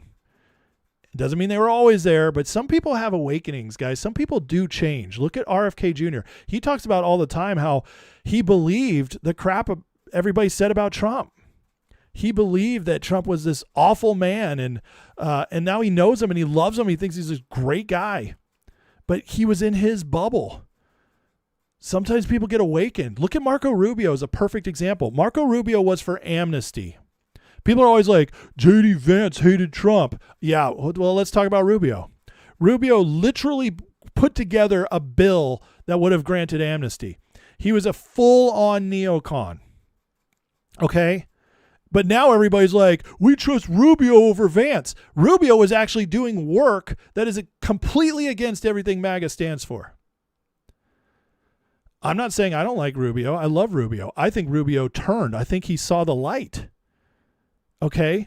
And I think what Rubio did is worse than 34-year-old J.D. Vance, who hadn't even become a senator yet, saying like, yeah, I think Trump could be Hitler. Yeah, because he probably heard that from people who he trusted. And he said a stupid thing, and he could change just like Rubio changed. So don't come at me with this like, oh, Rubio all of a sudden is the great MAGA successor because he's perfect and everybody else has bad stuff in their past. Come on. They all have stuff. It's so stupid. Like, they all have something in their past. There's not one person you could point to. Oh, Ron Paul. Oh, yeah, Ron Paul. He used bots in 2007 to help boost his network. There's stories about it all over the place. Okay, and also Ron Paul never could build a coalition to win anything. So tell me again how awesome Ron Paul was. I'm just like, come on, people. At some point, you have to make a decision. If you trust Trump, you have to trust who he makes his decisions on. And Susie Wiles is letting us know that the 2020 election is about to be out. Okay, and we're going to get some of that, which that started last year when the raids on Fulton County and stuff. And then we got Todd Blanche, who I got to say is just killing it. Oh, by the way, another guy who is Todd Blanche, you can't trust him. He used to be a Democrat. Yeah, so is Tulsi Gabbard and RFK Jr. So is Trump. Stop playing these stupid games. It's like, tell me what you've done lately. Show me what you've done lately. It's like people can change. People can see the light. People can actually start doing good things if they were bad in the past. Scott Bessent, who's obviously so far the greatest Treasury Secretary in history, an absolute genius. He's crushing it for us in so many ways. The guy worked for freaking George Soros in the early 90s. Is anybody going to come tell me that Scott Bessent is a globalist? I don't think so. Okay. So anyways, but here's Todd Blanche talking about what's coming. In a recent interview, former President Barack Obama said, and I quote, "The White House shouldn't be able to direct the Attorney General to go around prosecuting whoever the president wants to prosecute." You're the Attorney General. What is your response? Well, coincidentally, I happen to have, I think, a copy of our Constitution. So if we want, we can read our Constitution together. Article 2 says the executive power shall be vested in a President of the United States of America. It does not say that the Attorney General stands off to the side. Boom. Oh, my God. That is so good. That is so good. I'm going to let him say that one more time before we move on. This is... Oh, man, this is good.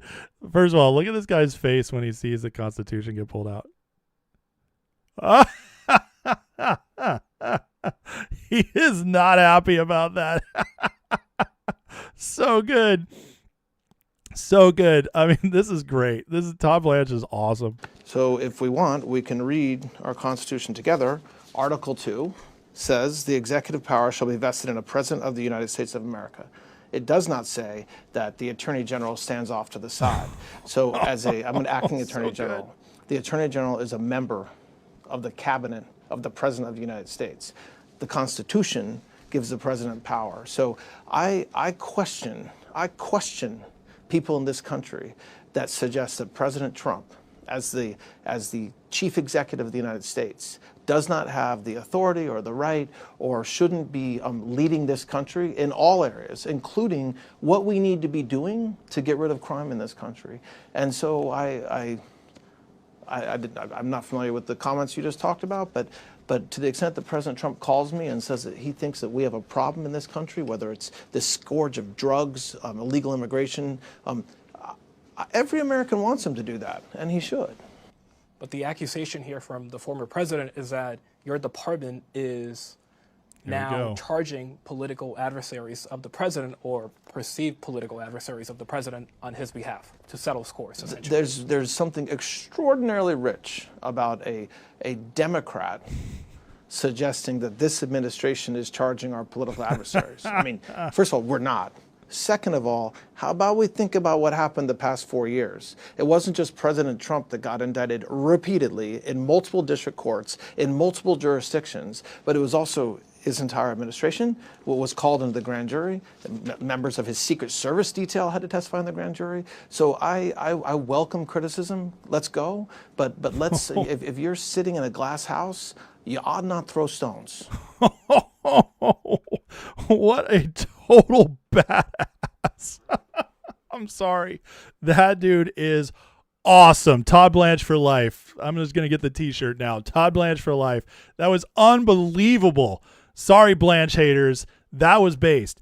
And I got to say, he basically just said that, oh, you know what? First of all, I'm happy to be Trump's guy. Like Trump is constitutionally allowed to make me his lapdog, for me to make me his attack dog. Say, send me out, I'll go get him. That's the Constitution, bro. Let's read it right here. That was unbelievable. And then to be like, hey, you're in the glass house, Obama. You better not throw stones. In other words, we could come for you, buddy. You better be careful. You better be careful what you're saying. Unbelievable. I'm sorry. Like, this was on CBS too. This wasn't like some like side podcast. This is for millions of viewers to watch. He just put the whole Democratic Party, he just put Obama on blast. And he also just destroyed that stupid narrative out there about the Justice Department needs to be independent. Trump is the Justice Department according to the Constitution.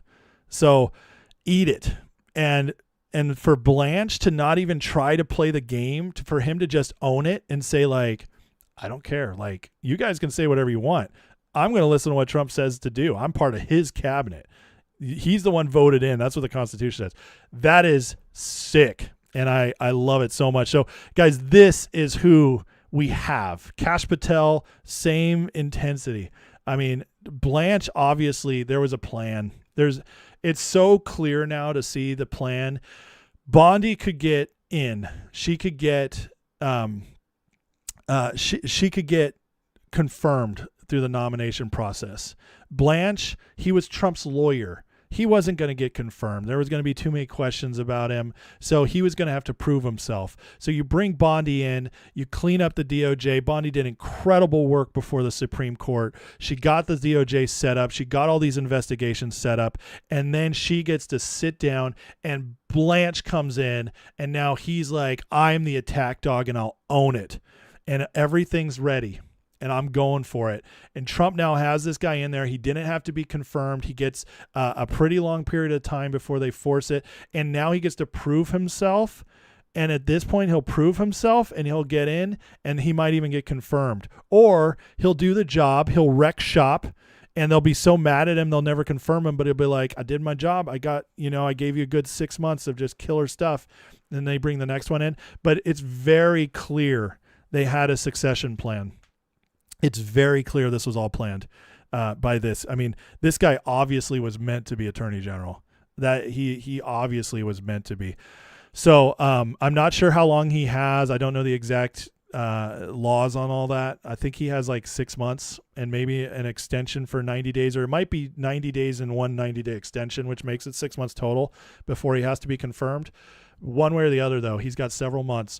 And by what we're already seeing the Justice Department do, we're going to see a lot more coming from this guy. He's awesome. So, guys, it's pretty clear to me justice is back in this country, and it's working hard to get us caught up to where we need to be, and that should excite everybody. And this guy should excite everybody after what we just saw.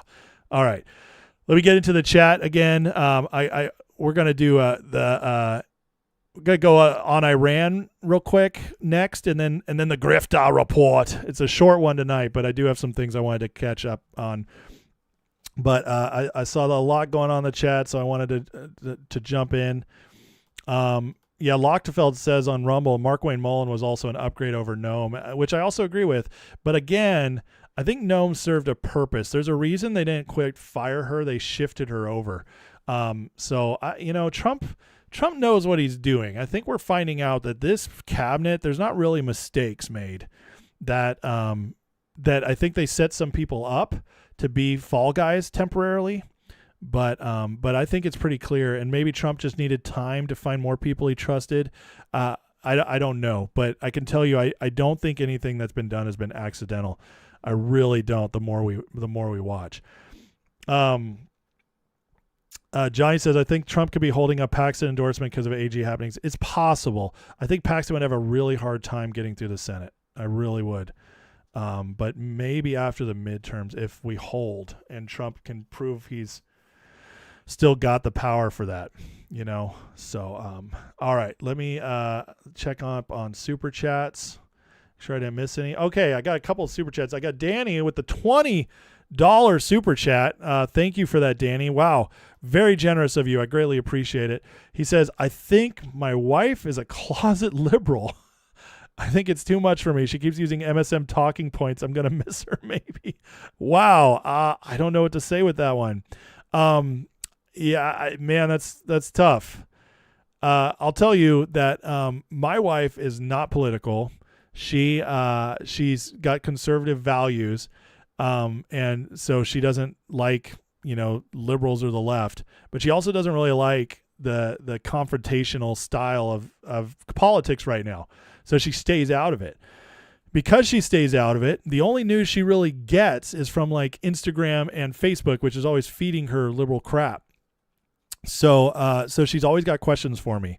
So I don't know if maybe that's where your wife's at and it just feels like she's liberal, because my wife's definitely not liberal, but that's the news she gets. So, you can ask her if like maybe that, I don't know, your wife a lot better than me, but yeah, man, I don't know. That's rough. I'm sorry. Maybe you should sit down and have a good long talk and sort it out so you can at least know where she stands.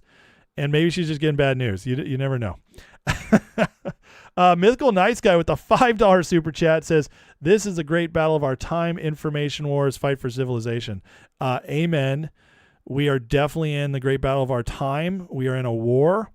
And it is definitely an information war, but there's other wars being fought, financial, by the president and so on and so forth.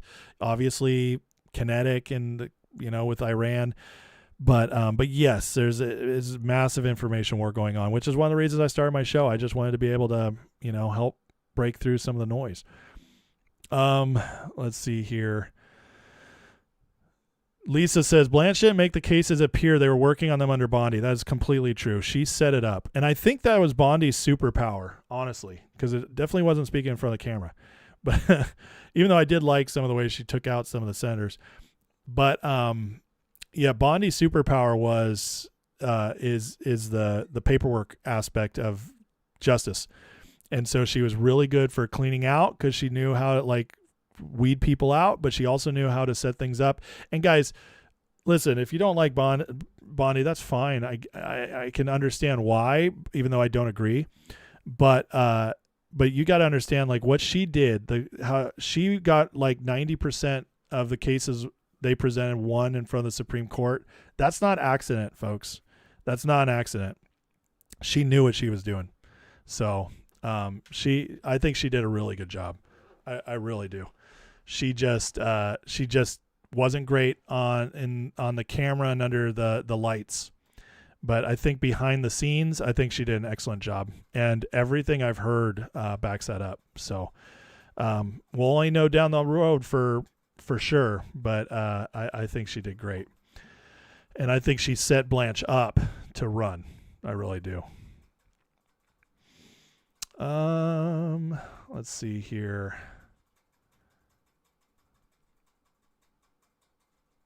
All right. Well, let me get back to some of these segments, and we'll get through it, and then I'll spend some time in the chat at the end. All right, guys? If you guys have anything for me with questions, comments, so on and so forth. Okay, let's get to Iran. So today in Iran, things started ramping up a bit, but first, I thought this was the best breakdown I've seen on what they've been doing with it's Project Freedom, but Tom Luongo broke this down really well. He says, how about, because remember Trump shut down Project Freedom and announced this is complete. We're working to the final agreement. So Tom Luongo, who has been a friend of the show, love Tom, says, FYI, they told you Operation Freedom failed because something Saudi. In other words, the story going around in the media is that the Saudis called Trump and were pissed. And they were like, why didn't you bomb Iran after they just bombed UAE? And what's going on with this? And that's the narrative that Axios, Politico, CBS News have been shouting out. But Tom breaks it down really well, what the real truth here. How about over 60 ships turned off their AIS and emerged on the other side? In other words, they got through. This is the essence of Schrödinger's Strait, both open and closed at the same time. There are ships who refuse to move, not because they aren't capable, but because they're part of the operation to propel the narrative that Iran's powerful and control. Some of these boats even go to Keshem Island and pay the toll. Meanwhile, someone's manipulating oil futures markets through news sources like Axios to place massive leverage bets for and against oil. The first thing the usual suspects say is it's Donald Trump doing this. Last I checked, we have money, we have a military, we have real hard power and an immense amount of soft power. So why in the actual F would we jeopardize these things to move markets like this willy-nilly? On the other hand, Iran, or specifically the IRGC, has no money, no military, no hard power, and fading soft power as oil prices keep trying to fall, and all they have is a bunch of retarded Indian ship captains refusing to work with Trump and go through the strait. Who needs the money to keep their operation going? Who doesn't? Things aren't complicated, folks. You stand around all day saying Trump isn't playing 47D chess and there is no plan. Well, I just laid out Occam's razor as to who's trying to maintain and profit off the strait being neither open nor closed. It ain't Trump. So you're right. There's no 47D chess. Trump's an idiot with a social media account, no strategic acumen, or the IRGC's in serious trouble. You're fascinated and captivated by stupidity projected on their cave wall, and the world's moving on without any of it. In the end, it tells me NBC's story about KSA having big mads over opening the strait is nonsense because the ships that wanted to go through the strait went straight through. The others are playing a game that looks like political maneuvering. Either way, Brent's 97 and falling, WTI 91 and falling. Most of the oil has been diverted. The world will move on. In fact, it already has. In other words, the strait, we don't need it. It's all the big psyop to keep Iran around because, as always, City of London cannot afford for it to fall. They are stressing out. And it would make sense that Indian ships are the ones not passing through by order because City of London has, they own India. India is a proxy state of City of London. They used to be owned by England, the British Empire. Do you really think they fully gave up control just because Gandhi didn't eat? I don't think so. To quote Kevin McAllister, I don't think so. Anyways, but it is interesting. It's those are the ones not moving through. So, knowing all that, today we got fired upon.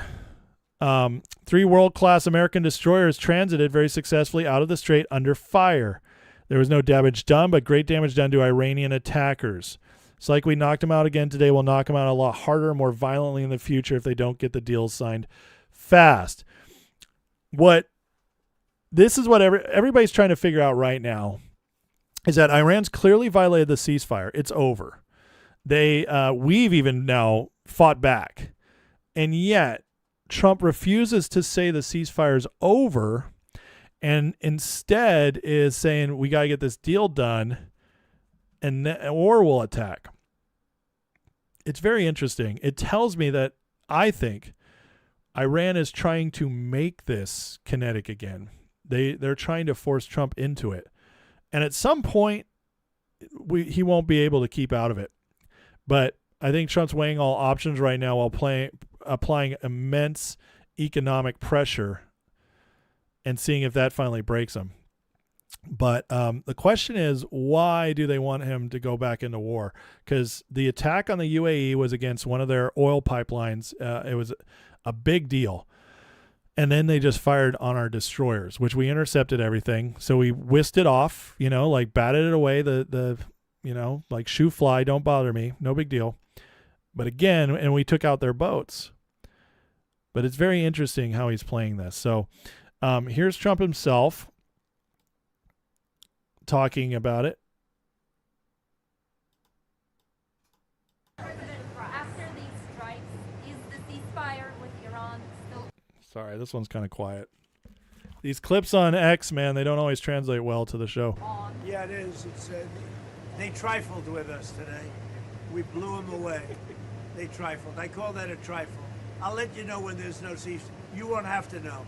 If there's no ceasefire, you're not going to have to know. You're just going to have to look at one big glow coming out of Iran. And they better sign their agreement fast. So when he says that, it makes me think that they're already prepping military action. And Trump might be lulling them into thinking that he's not going to do anything. And then we wake up tomorrow and Iran is obliterated. So, I mean, that might be where we're at. But Trump right there, he did not seem very happy. And he said, you don't have to know the end of the ceasefire. You'll just see them smoldering. But we have been doing some strikes. Fox reports U.S. has now hit Iran's Bandar Kargan naval checkpoint. This comes amid unconfirmed reports Iran targeted naval ships, which that's been confirmed now. But so we are launching, which is so interesting that he keeps saying the ceasefire is there. So interesting. Then the other thing, excuse me. Today it was announced Rubio has approved basically $26 billion in weapons to the Middle East. So they're arming UAE, Saudi, Qatar. We're arming all these other countries now to fight up against Iran. So we have all these ships positioned, and now we just did a big dump of weapons to them. First of all, $26 billion. They say the cost of the war so far has been $50 billion, but when you have we just sold $26 billion plus all the oil that's been coming through. This, you could say that this war has actually been profitable for our country. We're not losing. We've obviously made back all the taxpayer dollars at this point. So it's amazing watching Trump work, because no other president would have ever pulled this off. The other thing this shows is that, remember, there was another psyop going around that we were out of ammo, that we had exhausted all of our weapons and ammo. And now we actually have enough to send them $26 billion worth. So pretty crazy. Okay. I mean, this is the kind of thing that is proving we're actually, this war is actually in a much different place than the media is letting us on. Honestly, you can't trust anything they say at this point. And then we have this very interesting Q delta for tomorrow, which, for those of you who followed Q back in the day, a delta is when something's coming up on the same day as was posted back then. And I gotta say, a lot of these deltas are wild how they coincide with timing. But it says today, this is for May 8th. Okay, this is 8 years ago. It says today, evil lost control, leverage of Iran. Today, POTUS took control of Iran.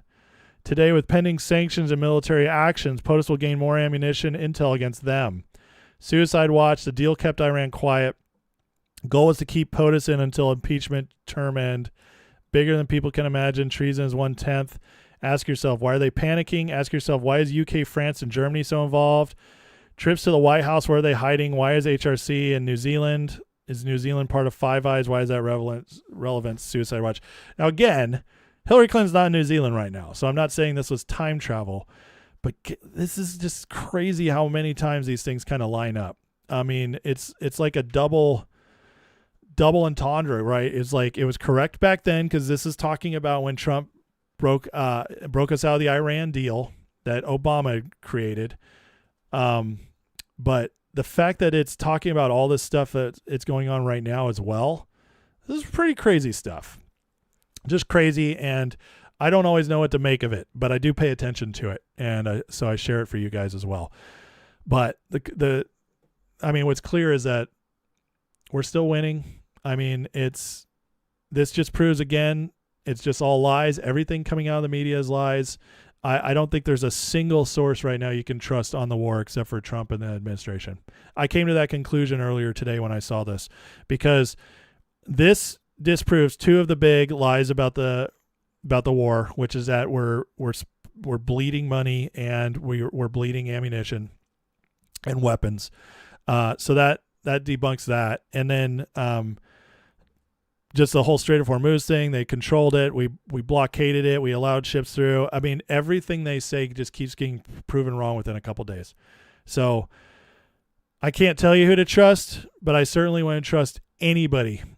Like, personally, I don't trust anybody on this war at all anymore except for the administration. Nobody seems to know what's happening, which is great, actually. It means they're keeping it close to the vest, and it means they probably are in a lot more control than we realize. And I still can't wait to see how this ends. I think it's going to be bigger and better than most people believe. I really do. So, well, we'll see how it goes. All right. We're going to finish with the grifter report. And I know you guys are stoked about it, even though it's so late at night. So those who are still awake, those who have open eyes and ears to hear, get ready. Kind of a short one tonight, but there are some things I wanted to point out. So let's just knock it out, because it's not like a big one like last night with Massey and Tucker. But this was interesting. Saw it coming out of, remember the whole Unite thing they were pulling? Nick Fuentes says he's now has no beef with Candace Tucker and Megyn Kelly because you got to unite the Goyim. This guy is sick, man. He's so sick. And then he's pushing this. This is why I switched parties. Part of why I'm so proud to be a Democrat in 2026. This is crazy, guys. These people are so pathetic. I just can't imagine being a watcher of Nick Fuentes. I can't stand him. I think he's one of the worst out there. And I can't imagine being a watcher of his and following him through all this. I just don't know who still like takes him seriously. How do you go from you're at J6, you're Trump, like MAGA, even though you're kind of still undercutting him back then, and then just talking trash on Trump all the time, but still we got to vote for him, to then saying like we have to destroy MAGA by voting for Democrats, and now saying you are a Democrat. It's so crazy. But this is what they're doing. It just gets worse and worse. By the way, he said this today, and then Tucker Carlson was on Megyn Kelly today saying that Nick Fuentes is a loser and he never should have interviewed him. So I wonder if that beef's going to come back up real quick. All right, Joe Kent. Now this, I swear, there must have been all these people, the grifter, however many there are that I usually talk about, 15, 20. There's like the main 5, and then I branch into the others. But there's like at least 20 to 30 of these people. I swear they all just must have gone to high school together or something, because I don't know how they are all so closely connected all the time. It's insane to me. And now, obviously, I know how media and they do it on purpose, but it's so obvious is my point. Look at Joe Kent today. If you want to keep us out of foolish wars, protect our civil liberties, stop DC from sending our money overseas, and hold the Epstein class accountable, there's that Epstein class, then join me in donating to Thomas Massey. It's so just, come on. That's just so pathetic. Just tell us, just come on out and say it, Joe. You're one of them. You were never MAGA. This guy ran for office as MAGA, lost, somehow weaseled his way into the Trump administration. They cut him out pretty quick. He resigns because he's not being allowed into their intel meetings because he's a mole, feeding probably Tucker Carlson stuff from inside, which one of the reasons Tucker's probably gone full on after Trump now is because he doesn't have to play nice at all now anymore that his mole's gone. But Kent is just like, he's not even trying to pretend he's a neutral party. He's not even trying. I mean, donate with me to Thomas Massey. How pathetic, how desperate do you think Thomas Massey is now? And then we got Owen Schroyer out here posting straight from Kamala Harris's fact post. She's behind, her PAC was behind creating this fact post news to debunk stuff. So they shared a story today. 32,000 gallons of jet fuel leaked into the Maryland watersheds, and Owen Schroyer being like, "Oh, of course, no big deal," sharing it. This guy went to jail for January 6th. He's supposed to be like all in MAGA Trump. Then Alex started turning. He left Alex, and now he's gone full on. Just, what do you even say to these people? It's one thing I could at least understand if somebody was like, I really don't like what Trump's doing, but the left is crazy, so I feel like I'm just alone out here. But that's not what these guys are doing. They're full on embracing the other side. They're full on embracing the crazy people. That's how you know it's a grift. That's how you know this is a this is a movement inside a movement, as Thomas Massey said yesterday. The movement inside the movement is we're going to destroy MAGA because our lords up in City of London have beamed down to us orders to pull the grift on our followers, because this is not how you handle disagreement if you actually believe stuff. And then we have this is a great post, by the way, breaking it out. Broke ass fake pollster poor Barris and his 60-year-old gay lover Zhezhung, the Kazan nationalists, have come up with the most pathetic spin for Massey's incoming loss. Didn't know reaching negative IQ is possible, yet here they are. But so, yeah, they're starting to spin. They're preparing for Massey to lose, which is exactly why he was on Tucker yesterday, because they know it's coming. And I'm not predicting a Massey loss because there's part of me that worries that there's going to be enough people in that district that maybe just push him over the line just barely, but it's going to be close. And they're obviously afraid it could happen. But so this guy posts out, Barris, the Massey race is a lose-lose for Trump. Of course, because Trump can't win no matter what he does, right? That's the great that's the ultimate discouragement campaign. No matter what happens, you lose. Because Trump, you screwed things up so bad that now no matter what, you lose. Good job, Trump. Man, you suck. This is what they want you to believe. They want you to think that no matter what Trump does, he'll lose because he's screwed up so badly.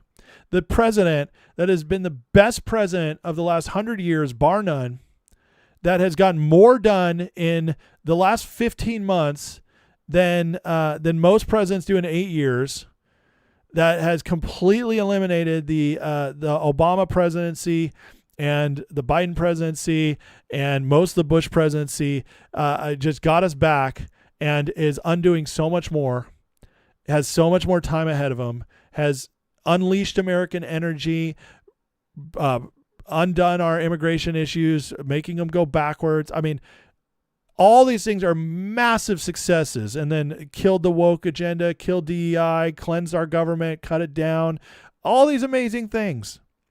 And yet somehow we're supposed to believe that he is such an imbecile and he's so screwed up that you just can't win no matter what you do anymore. That's how you see a grift, guys. That's how you see a grift. That's not an honest broker. Anyways, it says lose-lose for DJT. If Massey wins, Trump's political power will suffer a fatal blow. If Massey wins Trump's political power, did you watch what happened in Indiana, dork? The only reason Massey would still win is because he's been popular in his district for several years, because they've all bought the lies, and so did most of us for a long time until he finally showed his true colors. And there might be a lot of hangers-on that still aren't ready to ditch yet. That's the only reason. It has nothing to do with Trump if Massey wins. However, a Massey defeat will reinforce the accurate perception that the Israel lobby controls Trump and the GOP, and no dissent against Israel is allowed. Wah, wah. Israel. It's always Israel. These people are so retarded. And what do you even say? What do you even say to that? It's so stupid. And then finally, we got Kyle Seraphin. Ex-FBI agent turned podcaster intentionally and unsafely fired gun before he was ousted. So the reason he was kicked out of the FBI was his story has been that he had to get out because it was so corrupt, and I was suspended for my principles. But actually, he was just reckless with his gun, and that's the true story of Kyle Seraphin. Pretty lame, honestly.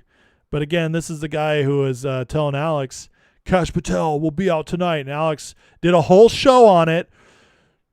Breaking whistleblower, FBI whistleblower says Kash Patel going route right after Bondi. He'll be out by tonight. That was April 2nd. It has now been 35 days with no Kash Patel being fired. Thank you, Kyle Seraphin. The guy is just a complete liar, and Alex Jones just keeps putting him up there. It's, what do you even say? What do you even say? These people are crazy, but we got our finger on the pulse now, so they can't get away with their lies anymore. All right. Well, the one thing we need in all this, guys, is prayer.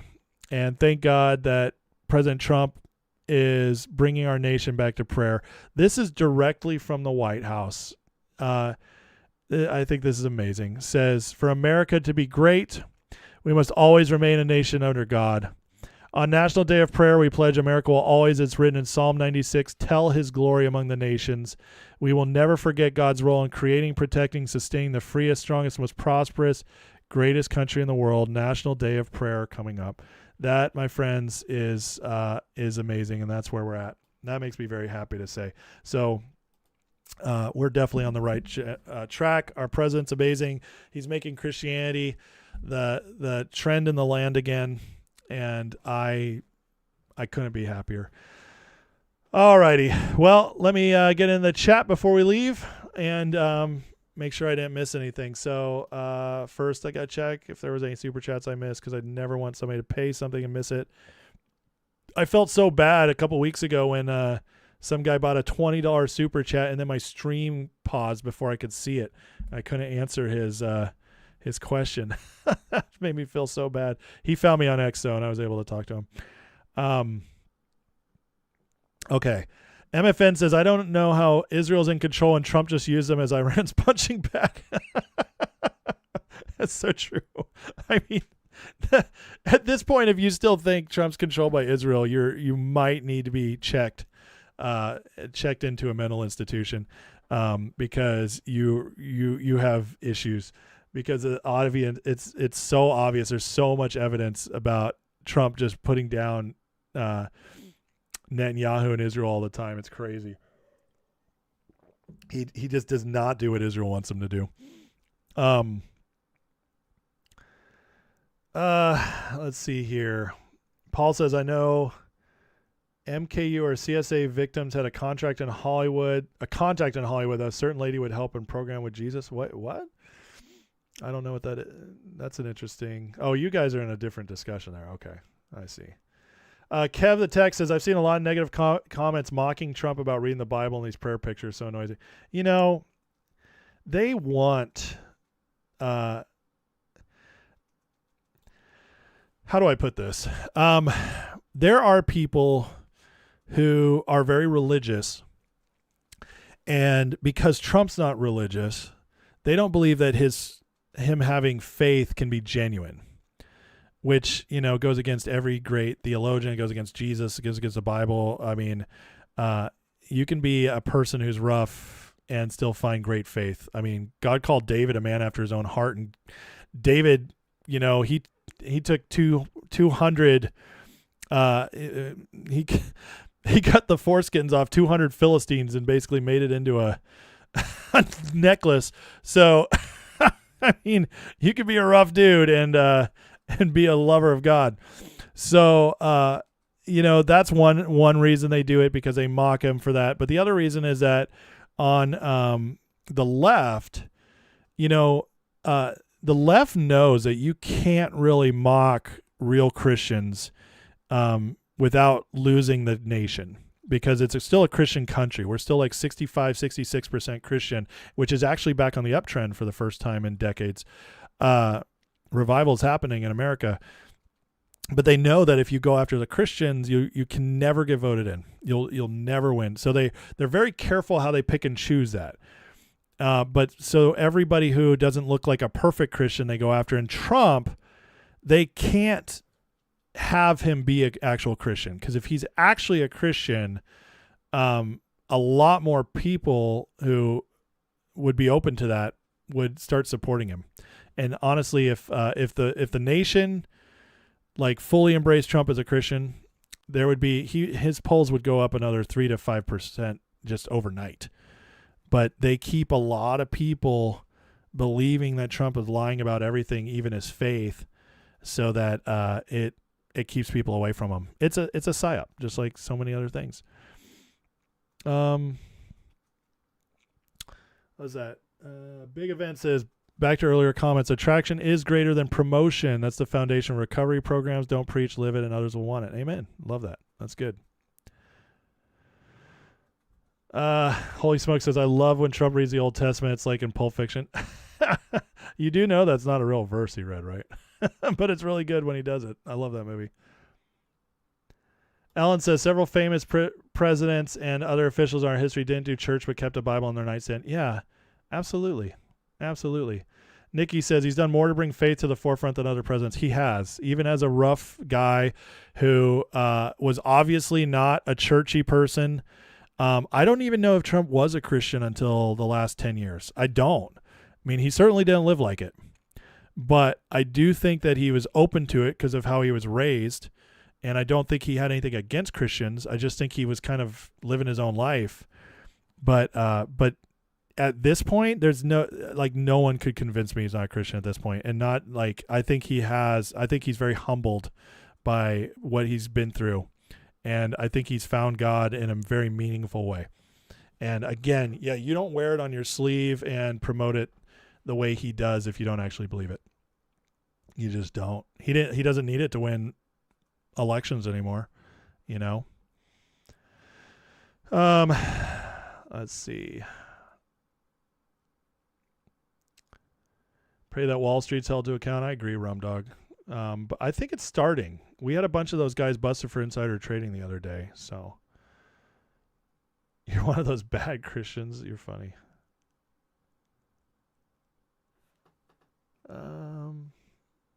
Let's see here. The older you get, the closer to Christ people seem to naturally become. Absolutely. I mean, at least those who are honest about it.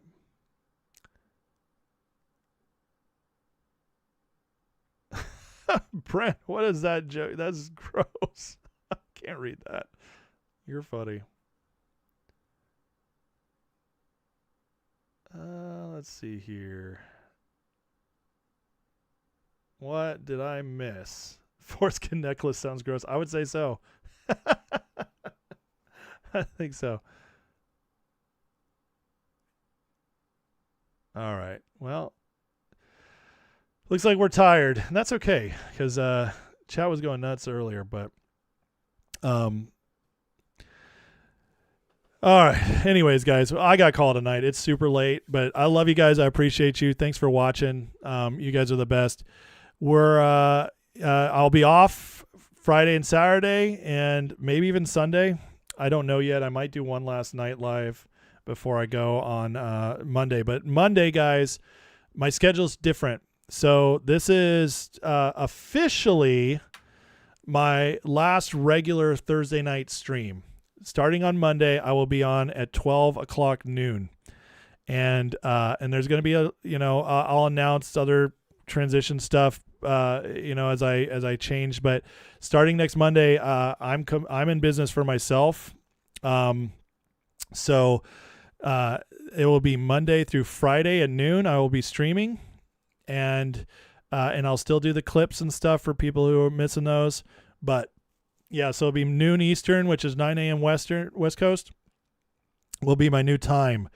I will still do night streams occasionally, especially for the members. Next week, I will be building up the membership a lot starting next week. So start looking for announcements next week. Okay, I'm going to be doing classes again. I'm going to be doing more members lives. The membership's just going to get a lot better starting next week. So I'm going to announce what that looks like and what you guys can expect. Yeah, it's going to be different, but I guarantee you, I've been doing this for almost 3.5 years. I'm tired. I've been doing these late nights after working all day and taking care of my family of 6 kids and my wife. And then I do this at night. So I'm very excited to have energy again, to be rested again. And I just believe the show will get better. So for those of you who stick it out and are okay with the change, if you can't make it, I totally understand. I am sorry. Some of you will, I won't have you live anymore, and that sucks. I'll miss you, but please watch still the replay streams, and if you want to still talk like in a chat, I highly recommend getting into the Discord. So you can go to the description and join in the Patreon there and become part of the community. I'm always going to build a community. That's going to be a big part of what I do. Again, the membership will just get better and better. So, but yeah, guys, it's been real doing these nights. always, and I'm really excited to go to days though. I'm really excited to be able to sleep again. I probably average 5.5 hours of sleep, 5 nights a week. And I know for some of you, you're like, well, I do 4 or something. Some of you guys are tougher than me, but I'm tired. So, but yeah, I'll be a daytime show starting next week. It's noon Eastern time. Can we get a Trump dance emoji? I'll work on that. I will. Paul says, when I get my check, I got you. Oh man, thank you, man. Paul, you're awesome. Welcome. I'm so glad you found the show. So thank you. Please tell your friends. I gotta say, I'm a little nervous. I've had a lot of momentum on the channel the last 2 months, so I'm a little nervous about changing the time, but I got to do it for my sanity long term. But you never know what'll happen when you change the stream. So sleep is overrated. It's easy to say when if you're getting it. But you guys are awesome. Thank you guys for all the support. You make me feel great about this. So anyways, so yeah, next Monday, guys, new schedule. Very excited.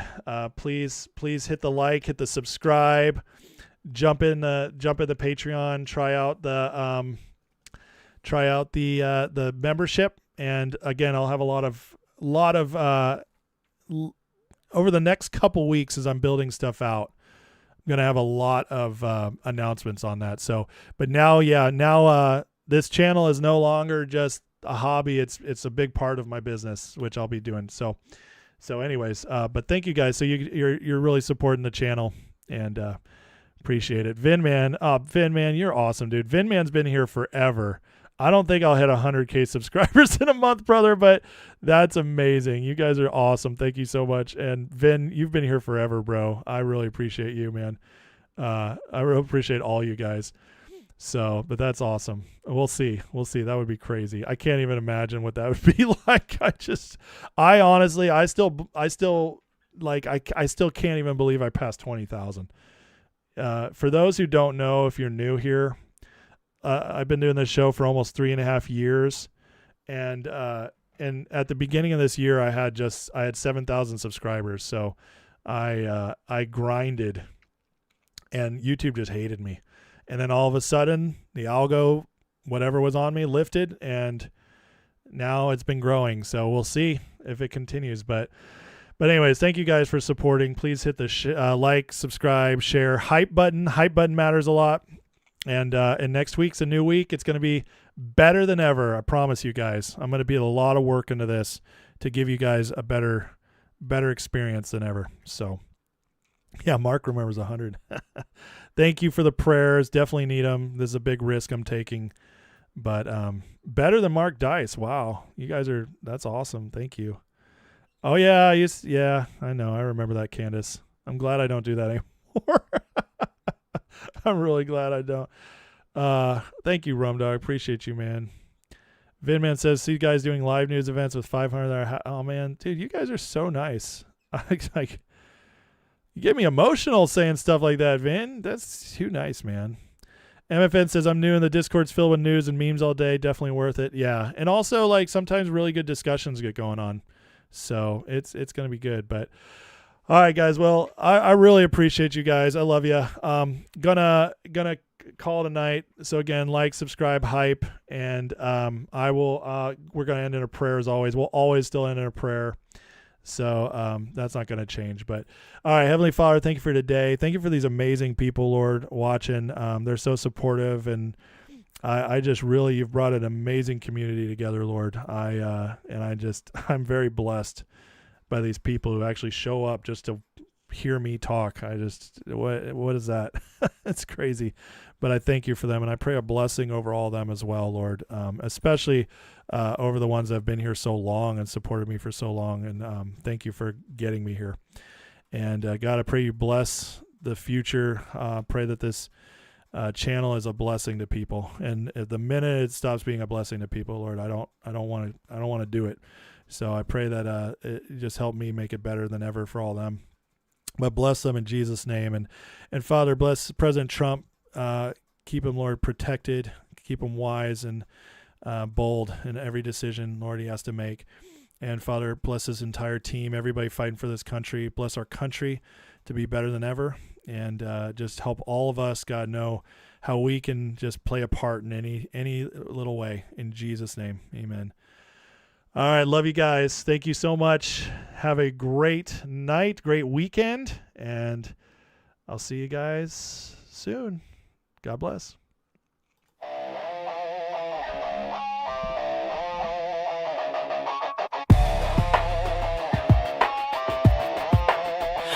Headlines screaming like a siren at night. Red and blue shouting, nobody's right. Smoke in the streets, truth under attack. Everybody's loud, nobody's got facts. Feeds keep scrolling, nerves stay tight. Matchsticks flicked in the dead of night. They sell fear, cheap package the lies, while the clock keeps ticking, empires on fire. Can't sit quiet while the world's on edge. Lines in the sand, standing on the ledge. No script, no leash, no polish, quiet, just a voice in the dark.